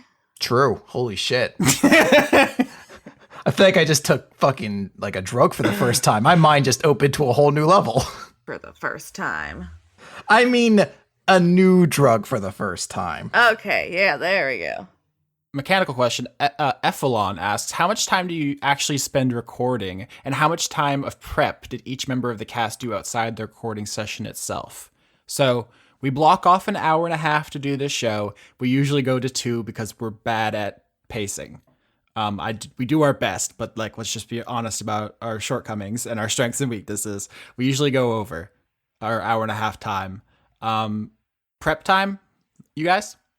I mean, it changes week to week depending on what like we have coming up to do. I plead the fifth. There's times where like certain like maybe when downtime episodes are coming up where I'll spend a little bit more time kind of researching, figure out what it is I want to do. Like clearly I spent some time in the episode before Zoe went to talk to Sylvia so I could figure out the tarot cards, just trying to like research tarot cards and try to, you know, extrapolate meaning from that. But like in a week to week thing, you know, I have my character sheet and everything like that. And it's kind of just see where the episode takes us, because very rarely do I have any idea where things are actively going to go once we start recording. I probably do the most active like research and pre-prep between the players, but that's just because one, I'm a complete like nut job when it comes to like analyzing mechanics and stuff like that, and stuff and design and figuring out the best way to present information to people. And in terms of pre-season, pre-campaign research, I mean, one, people in the forums have probably seen the backstories that were written for both Elias and Roland, both of which Austin has extensively utilized in the campaigns. And a lot of research goes into that as well, because for me, like, that's the only way I can really get myself into the character from a perspective standpoint. And so that's I have to do that, because otherwise it's hard for me to get into the character, honestly. I think for me, it would depend on if there was a week that, like, let's say we were doing recording for one episode and something came up and I'm like, oh, next episode, I kind of want to do this thing as a result. If I knew something that I wanted to do during the following episode, I might Wednesday or Thursday in the week, usually I would go and chat to Skitch and just be like, mechanically, does this thing work? Or here's an idea, does this sound like it works narratively? Otherwise, like, for a standard week, I literally, like, I finish work and then have a nap because, like, it's midnight my time when we start recording. And I wake up, like, 10 minutes to midnight and very groggily roll downstairs. I'm like, I'm awake, podcast. And that's about my prep on, like, the actual day.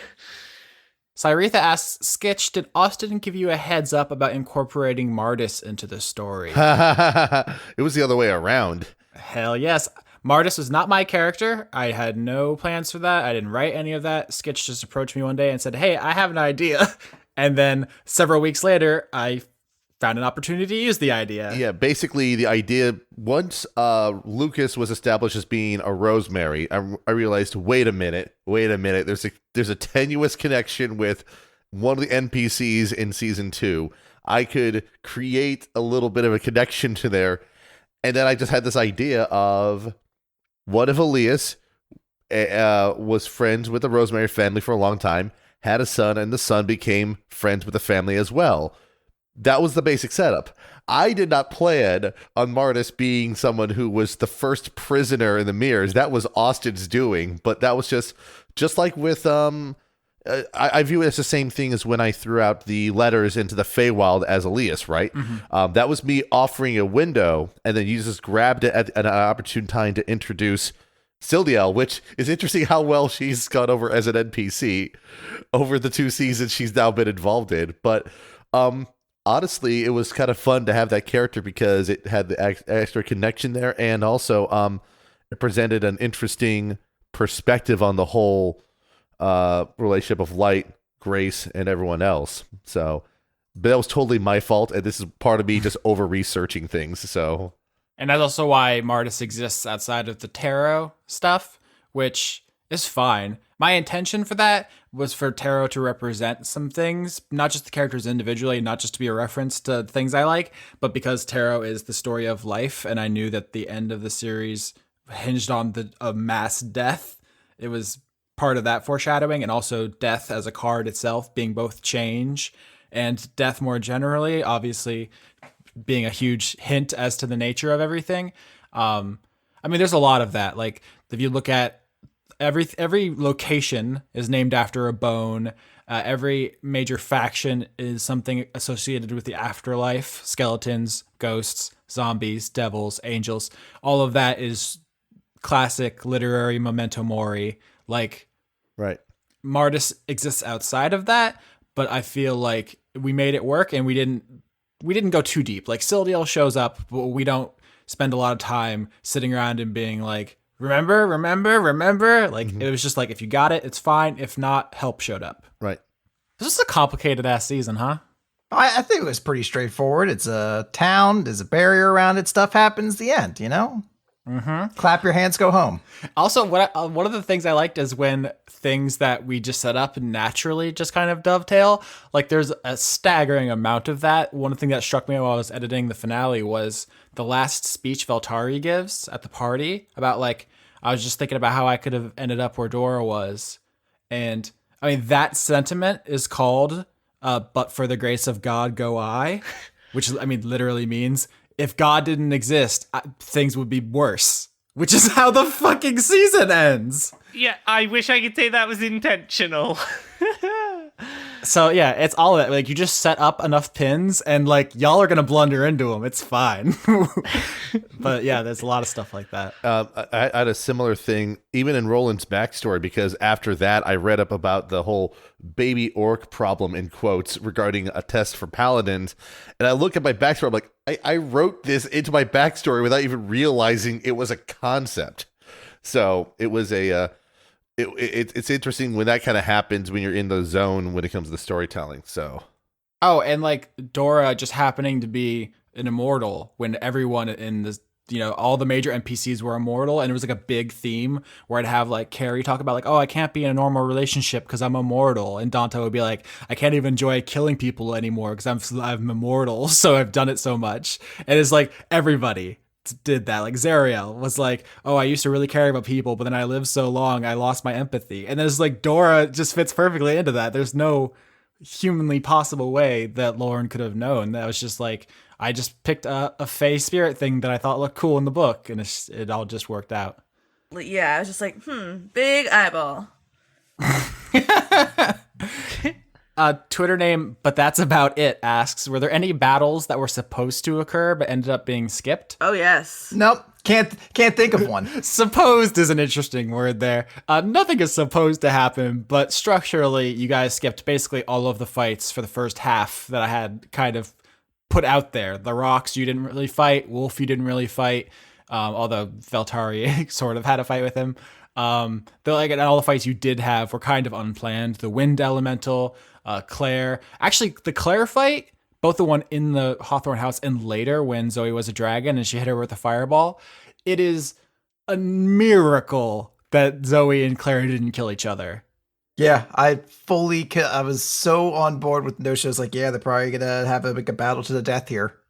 Chris and I had even talked about, like, secretly, like, having a fight to the death just between Dora and Zoe. Yeah. But it just kind of didn't happen that way. Like, we had planned on it. Like, I was going to kill Zoe, and it just didn't happen. Yeah, one of the wild things about D&D in general is because so much of it is premised on combat that there's just this assumption that you'll be constantly fighting to the death, even though in real life people don't fight to the death that often. And so you have to like kind of concoct situations where that's a natural outcome. Otherwise, your characters are fucking monstrous. Like, there was kind of a running joke in season 1 where we killed some minors, and it was like, yeah, it's D&D. You kill people who talk to you like that. And it's like, we just did a murder. Like, you can't just kill people. And it's just like, D&D is a weird headspace where sometimes that is a natural outcome when in real life it would be unthinkable. But I think we did a really good job in season 3 of it all feeling like we fought when it needed to happen, and only then. And then if you look back on it, we had like 20 fights. Like, it's not like people say that we spent a lot of time talking about feelings, and we did. But there was combat. Like, if you chart it out, we had a fight about every 2 episodes. Mm-hmm. Wombat Joe asks, when did Lauren realize she was going to be she's going full baddie? Probably when I had to choose. Well, when I had to choose between the Rocks and Ganadar.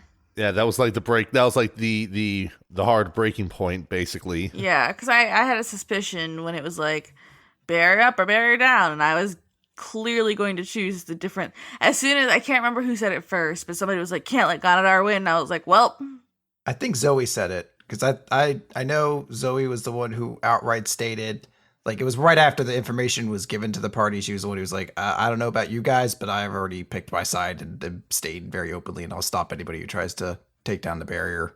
yeah." And I tried to be ominous, and I think I'm bad at it, but I was like, I made my choice, and so I kind of had an inkling there. But when I had to choose, between banging or having a god, I was pretty sure. I mean, isn't that just like life's oldest question, oldest thing? No, I think everyone did a really good job at getting their characters across.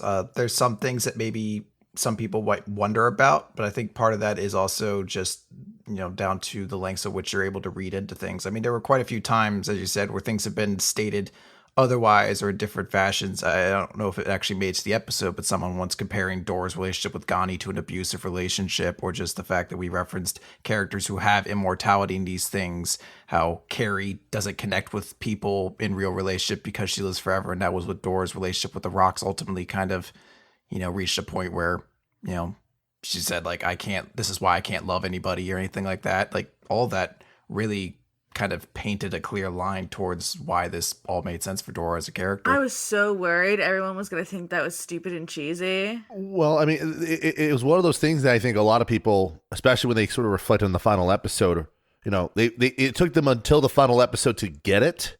But I think it helped that there was a lot of other things framing it, Lauren, so that when you kind of set that up in the final episode, it was like, of course, what else is Dora going to do? She's not going to just give up on Ganadar now after centuries or longer of time, Right. Theodora is the manifestation of the sunk cost fallacy. I'm already into this eyeball for everything. Might as well. Yep. Yeah, like I like some of the parallels to other characters with immortality, with this whole idea of like, when you're immortal, you either don't make, connections at all, or you make connections with other people who are also immortal, because that's the way to keep yourself from getting hurt. And, that was the route that Dora went, was find another immortal and stick all your eggs in their basket.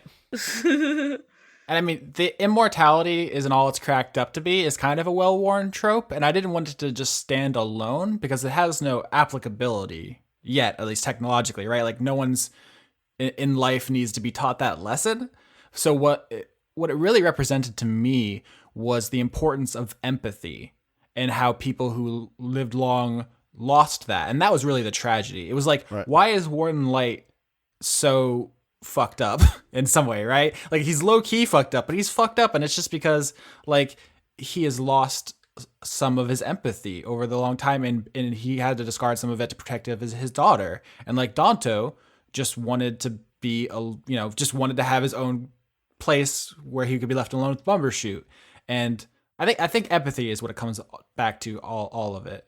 That's part of the Roland story with Galen with respect to, zealotness and being too rigid in your worldviews also denies you empathy there. So I think we talked a lot about different like motifs and stuff throughout the show, and I think a lot of them are pretty explicit. Like, no one's confused about the fact that we talked about the prison system or death or justice, and we called out some stuff. But like, there's other things in there. Like, there was the importance of names, which I feel like you get at with the true name stuff, but it's actually much more mundane than that. Like, everything from like Claire Elise renaming herself to kind of symbolize her taking on her own identity, being her own person, to the fact that like certain people refused to use the right name. Like, they disrespected Bumbershoot by calling him like Bumblesnoot, and like people would not use Roland's name. They just call him like Church Boy or whatever. Mm-hmm. They're like the way that names function, a reflection of people's respect for each other. And I think that echoes throughout a lot of the campaign too. It's just like all these little things which we built mostly unintentionally, and then we realized them, and then we like leaned in, basically. It's a shame that there's 38 hours of this thing because that's a lot to comb through to write think pieces, but someone should do it.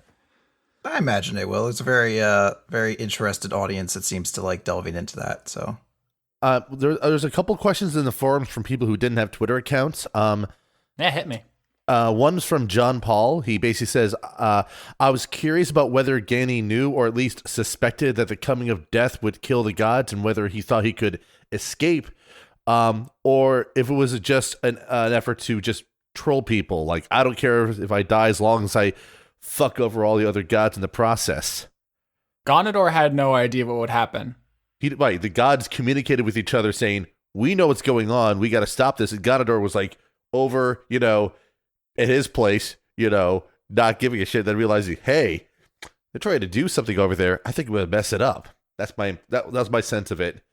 There was a small secret cabal of gods whose symbols were on the spine, which were the only ones who knew. The meta explanation of that is that the forms were a big element of season 2, and the events of season 2 were recorded by the god Primus, whose recording existed outside of the timeline. And so that's where that information came from on a bigger picture scale. And that's why there's some of the gods had a better idea of what was happening. But that was kind of like a secret collection of people. Ogma, the Triad, the god of winter, those people who knew about it. Ganondorf didn't. He's just like wanted to break people's toys, and he ended up shooting himself in the foot. Like, he stepped on all the rakes, Simpson style. And that was just kind of karmic for him. But yeah, he didn't know. Although he might have still done it if he did know, because I think a line I said early in the season, which I definitely knew the importance of, was that he would die 1,000 deaths if it merely inconvenienced someone else, because that's how petty he is. Yeah, I mean, like, that's one of the things I kind of expressed to some people in the Discord. Is like, you have to remember how much of a douche Ganondorf is as an entity. And that's just sort of how it is. The other person who asked some questions in the forum was Revan. One was, why didn't Warden Light act sooner against the Necromancer? I'm guessing plot contrivance, or just... So, I mean, Warden Light says that he doesn't want to be a tyrant, so he mostly leaves things to other people. So he probably wouldn't have ever gone over there personally.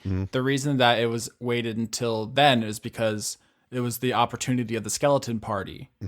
Because otherwise, just sending someone in there during normal times would be kind of a suicide mission. They would just get stabbed by 40 skeletons. And so, I mean, Warden Light has problems. He's not like that. He's not vindictive. He's not like, he cares about people dying on his watch. So that's why.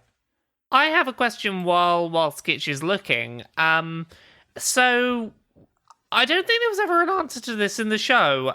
Grace. Was Grace intended to be Light and Lucas's biological child? Oh, yeah. Absolutely. Yeah. So I guess the follow-up question I had there was the intention that one of them be read as trans? I was cognizant of that, but I didn't feel like it was... This is weird to say, but like, I didn't feel like it was my place to make that decision.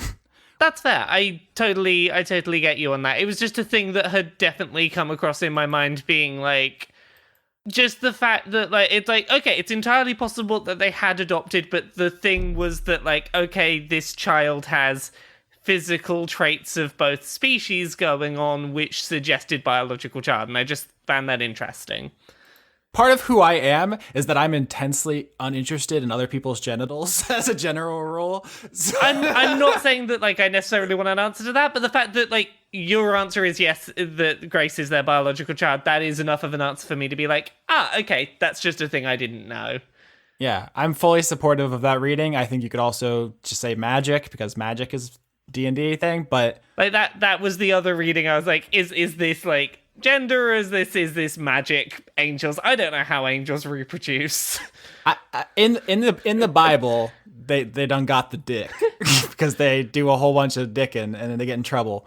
But I like to think, maybe this is naive, I'd like to think something like an angel would be kind of above caring about genitals. Yeah. Like, I just don't think that would be a primary concern for them. But then again, God is very interested in sex in the Bible. Who knows? Yeah. Who knows? Yeah, thank you for that.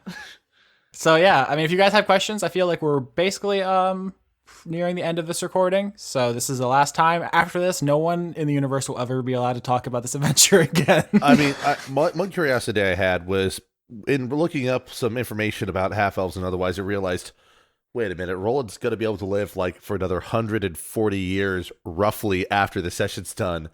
If he's just wandering around doing stuff, is he going to invariably end up causing not necessarily a cult, but some following like a traditional Paladin would in older D&D, and that would create some sort of proto-religion sort of thing? I don't know, but it was just a thought that came to mind. Like, what is the longer-term implication of that sort of stuff? But we don't need to really explore that. And this is just a preference. I'm not saying this is bad to do, but I feel like cult is a kind of intensely played out thing in Dungeons and Dragons, so I kind of want to steer away from that. No, I understand. Yeah, I mean, it would be more akin to like a philosophical movement or something like that, because that's how I kind of positioned Roland anyways in the epilogue, as sort of like acknowledging the gods are gone and now ideas have to lead as opposed to deities. I had one thing I want to bring up, and this is actually something I want to make a quick apology for, because this was not an intentional thing. But this is something I only realized after we had basically finished recording all the episodes, and there was a joke that we've been making over the last sequence of them. But I did not really recognize until after the fact that we were making a joke about Zoe, who is a dyslexic character, having misspelled the sash on, like, the title on her sash, and doesn't seem to recognize it. I don't know, no one like called this out or anything like that, but it's something I did want to address as not being an intentional joke at the idea of having dyslexia making you dumb or something like that. That's not what I was going for at all. It was just me being very dumb and not realizing that was kind of an unfortunate implication of that joke. So I wanted to just state that for the record, especially if people listen to this, after the fact and they see that and think it's like a low key jab at it. The whole point of Zoe being dyslexic wasn't to make jokes about it. It was a way to kind of explain why she had a lower intelligence score, was to represent that she's not dumb. She has, difficulty comprehending things. Yeah, I definitely could understand if someone reads it that way. Personally, I grew up with someone who's dyslexic, and so a lot of my treatment of that was literally just kind of regurgitating like in-jokes from that real life relationship. So and none of it came from a place of toxicity. It was like, oh, sure, yeah. I just want people to understand I am very dumb.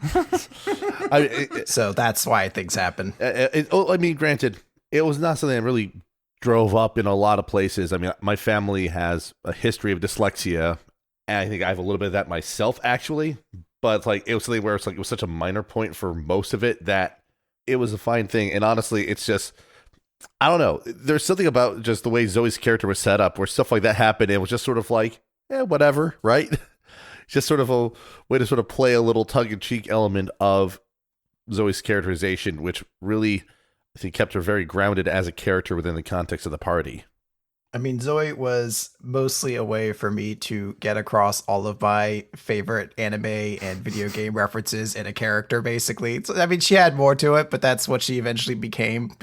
She gets a stand, she has a keyblade, she looks like a Super Saiyan. It was pretty satisfying overall.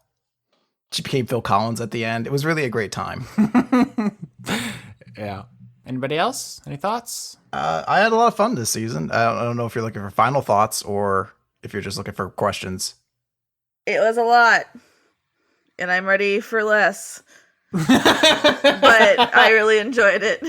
I really enjoyed this season, but I'm very much looking forward to playing a character who, at least as I currently have them planned, is going to be a lot less heavy on the feelings. Let's talk about those, and a lot more silly, goof, stupid gimmick. I have to warn, my character is not necessarily going to be less feely. It's just going to be a different branch of things going on. So I'm certainly looking forward to the next season as well, though, and it should be a lot of fun.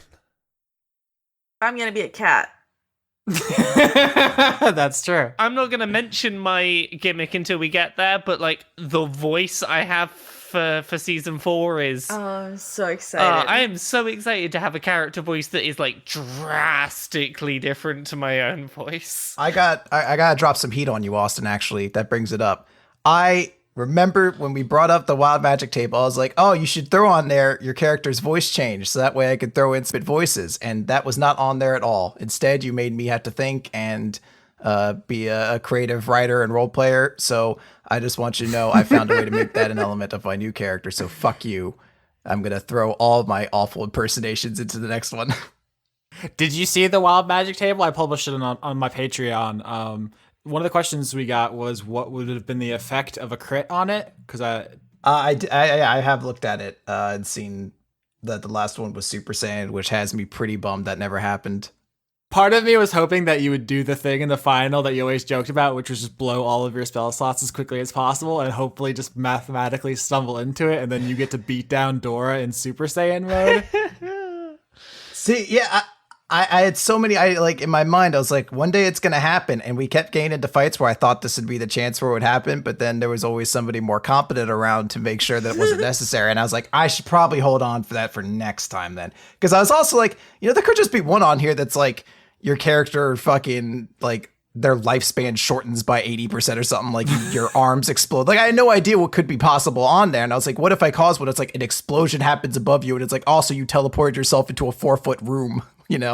Something like that happened. So I was always like, this could be like the fucking swan song of the character. So I was careful not to like use it early, but I suppose by doing so, it didn't happen at all. It's like the story of my life in every JRPG I've ever played, where I'm like, this will give me a huge stat bonus, but temporarily. Better save these for the final boss, and just never gets used. 99 elixirs, roll credits. Yep.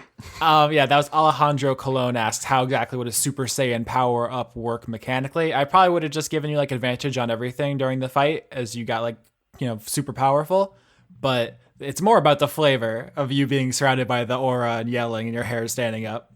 Oh, that would have been so sweet. I'd have turned on every sweet Dragon Ball Z track on the background, just have that go on, that blaring. Yeah, that'd been pretty dope. But I like that you had a respect for the wild magic table. Like, there's a version of this where you were disruptive and kept trying to basically game it or be like disrespectful to other people's kind of enjoyment by making it about you. But I think you basically were right at the perfect amount of where like it was important and it was fun, but it didn't become the only thing.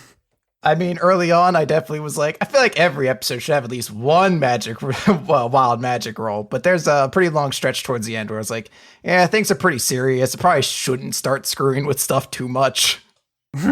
Yeah. So season 4 should start next week. It's going to be very different in a lot of ways. I joked that I'm going to staple all of the player characters together so they can't split the party, but I chained them together in season 2, and they immediately extricated themselves from that, going so far as to break their own limbs. So probably not effective, but it's going to contrast in a lot of ways. I think we're going to get some different tones. We're going to get some different themes. I got a bunch of things in store. I think I'm going to step up my villain game. I've done a lot of complex villains and a lot of people with layers. I think maybe I'll just do some assholes next season. How does that sound? Are you just gonna give us like a powerful, unequivocal asshole to fight? Because like I'm up for that. Maybe. Oh. We're gonna have to punch him real hard to beat him. I know myself well enough to know that I'll start that way, but at some point it'll be like, what if they actually do have more depth? And then I'll suddenly give them a whole bunch of other things. Don't care. Still gonna kick their ass. How do we usually end these things? I mean, Bye.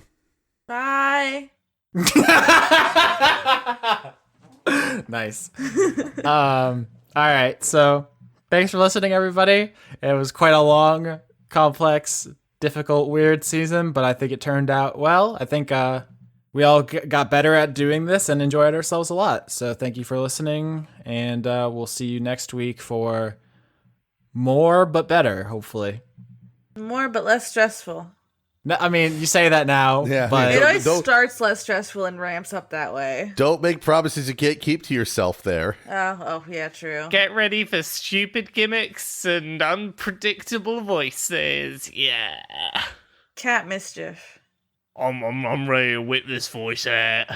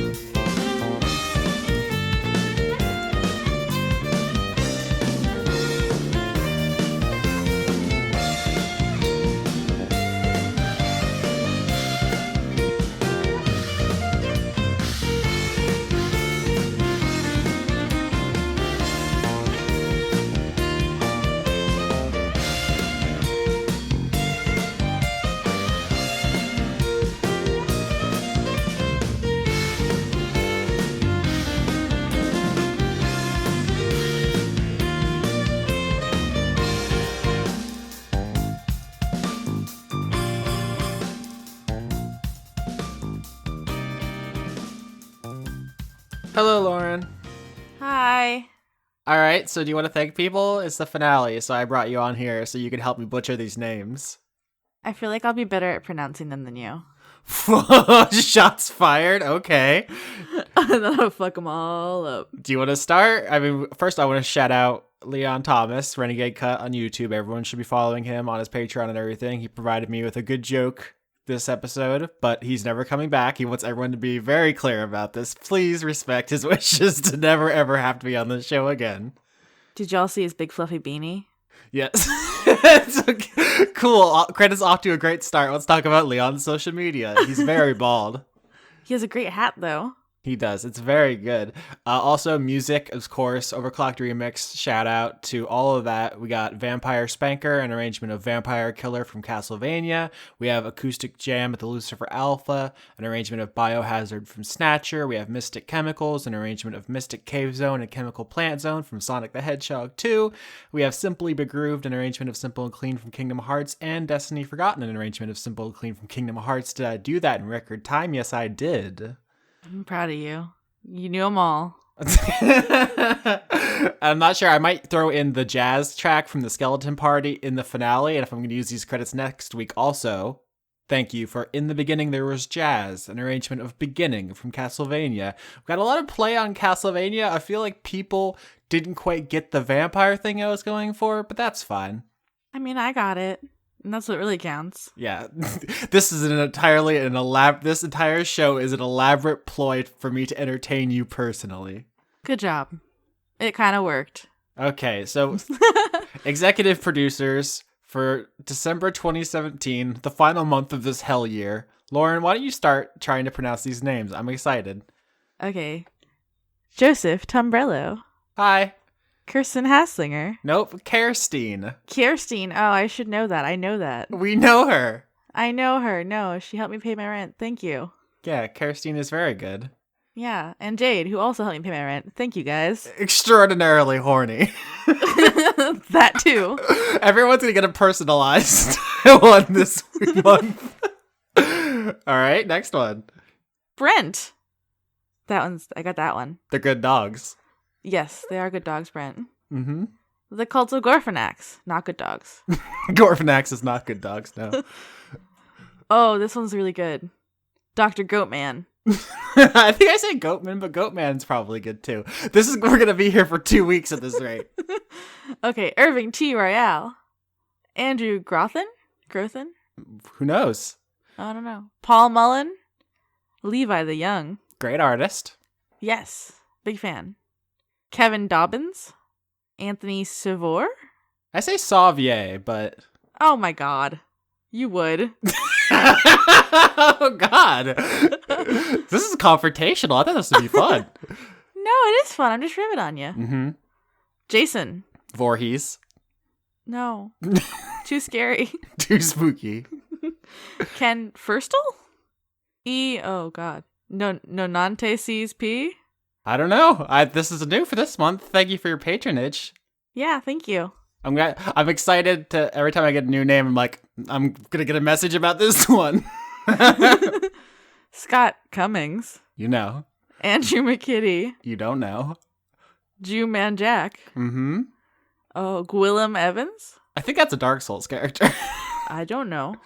No, it's not. It's a joke. Oh, I didn't get that joke. It's okay. Mel? I'm so sorry, Mel. Could be Melly. Melly? Teach? Tish? I'm so sorry. I don't know what I'm doing. Yeah, I've been doing this for like 2.5 years. All right. George Soros. That's an extraordinary joke. Arjan de Koning. No one could say. Grimlock. From Cybertron. John Potts. We're still not even halfway. We're not even halfway. Oh, there's so many. Okay. Dawson Parr.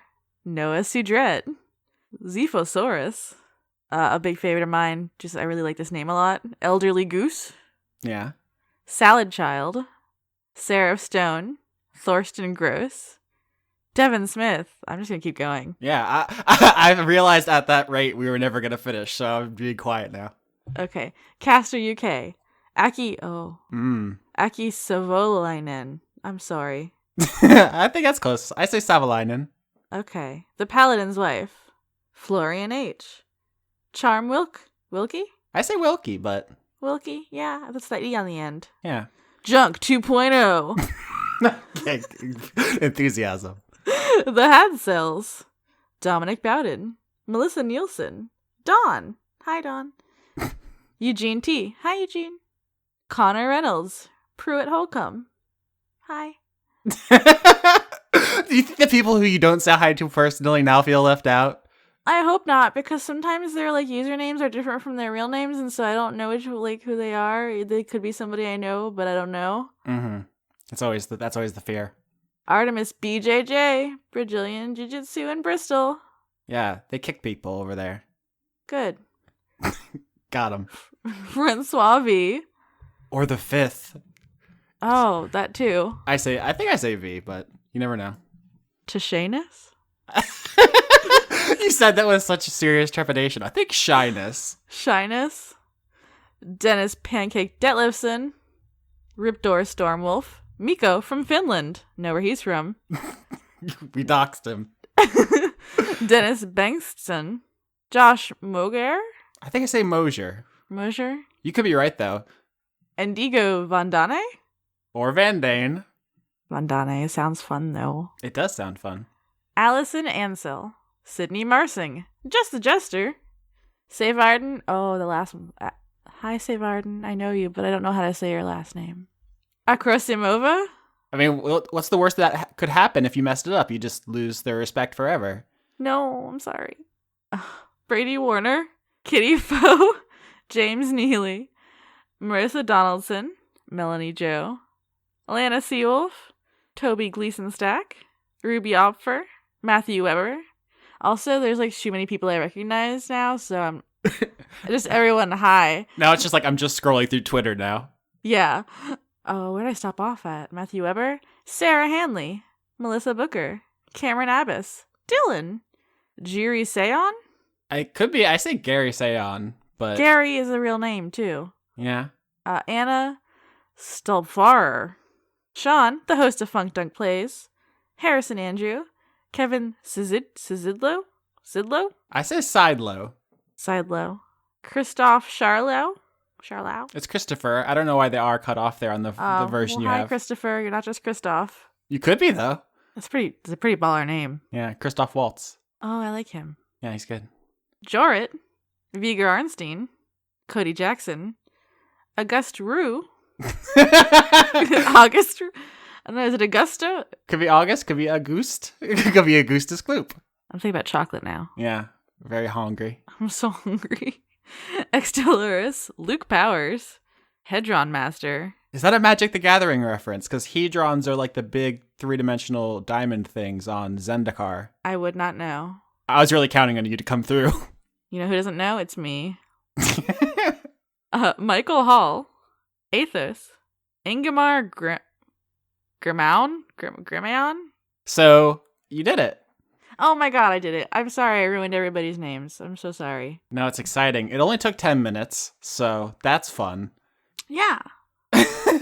Is there anything else you want to say to the people for the end of the season? Like, it was pretty exciting that we got to do it, and it's only because of all the people whose names you just said, because your computer broke and my computer broke.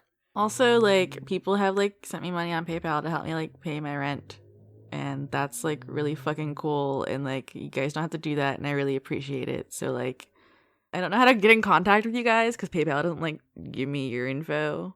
But, like, thank you, everyone. I'm sure we'll be promoting ourselves at the beginning of the next season, as we do every time we start a whole new adventure. Yes. But this is also a good opportune moment to just remind everyone that it's an incredible privilege to be able to do this at all, and that everyone enjoys it is super awesome. I'm sure everyone else involved in the show would agree. If they were here, they have important things to do, but you can always find Chris at Weekly Manga Recap, patreon.com/Weekly Manga Recap. Who else is on our show? Laura K. Buzz, everywhere. Can't forget. She's on kotaku.co.uk, which is different from the regular Kotaku. It's very British. I would hope so. Who else is on our thing? Skitch? He does music. Yeah, he's a fancy boy, fancy lad. Very fancy. And then there's you, and then there's me. Yeah, I think that's everybody. Yeah, so hit up our socials and everything. Patreon.com/Austin Yorsky is how you make sure the show continues and that Lauren and I aren't homeless. Thanks. It's real nice not being homeless. It's very nice. And it's just like very good. It's everything. Also, we got you headphones. We got Jess a mic in season 1. I got me a mic. You got a mic. Leon got headphones. All that stuff, you know? Yeah, like I can't believe y'all want to like listen to my dumb ass. Yeah, it's very flattering. I think that's all the stuff. I mean, you should subscribe on like iTunes and Podbean and Google Play and all that stuff I say every week. And I have someone here to bounce it off of, so I don't feel like such a shill. Just be like, please subscribe and comment and rate. You should do all those things because Do 'em. then when other people find the show, they see it has a bunch of those things and they're like, well, these people clearly have already conned some people into listening. They know what they're doing, maybe. Yeah, and also algorithms are involved somehow. I don't know how. No one does, but Someone does. someone does. So you should do all those things. This is the first time I've ever done like an experimental 2-person outro. I hope it wasn't too terrible to listen to, but I'm glad I had company this time. Yeah, like I'm sorry, guys. It's me. Here I am. So season 4 is going to be exciting. Yeah, it's gonna be me. It's gonna be Meowvelous.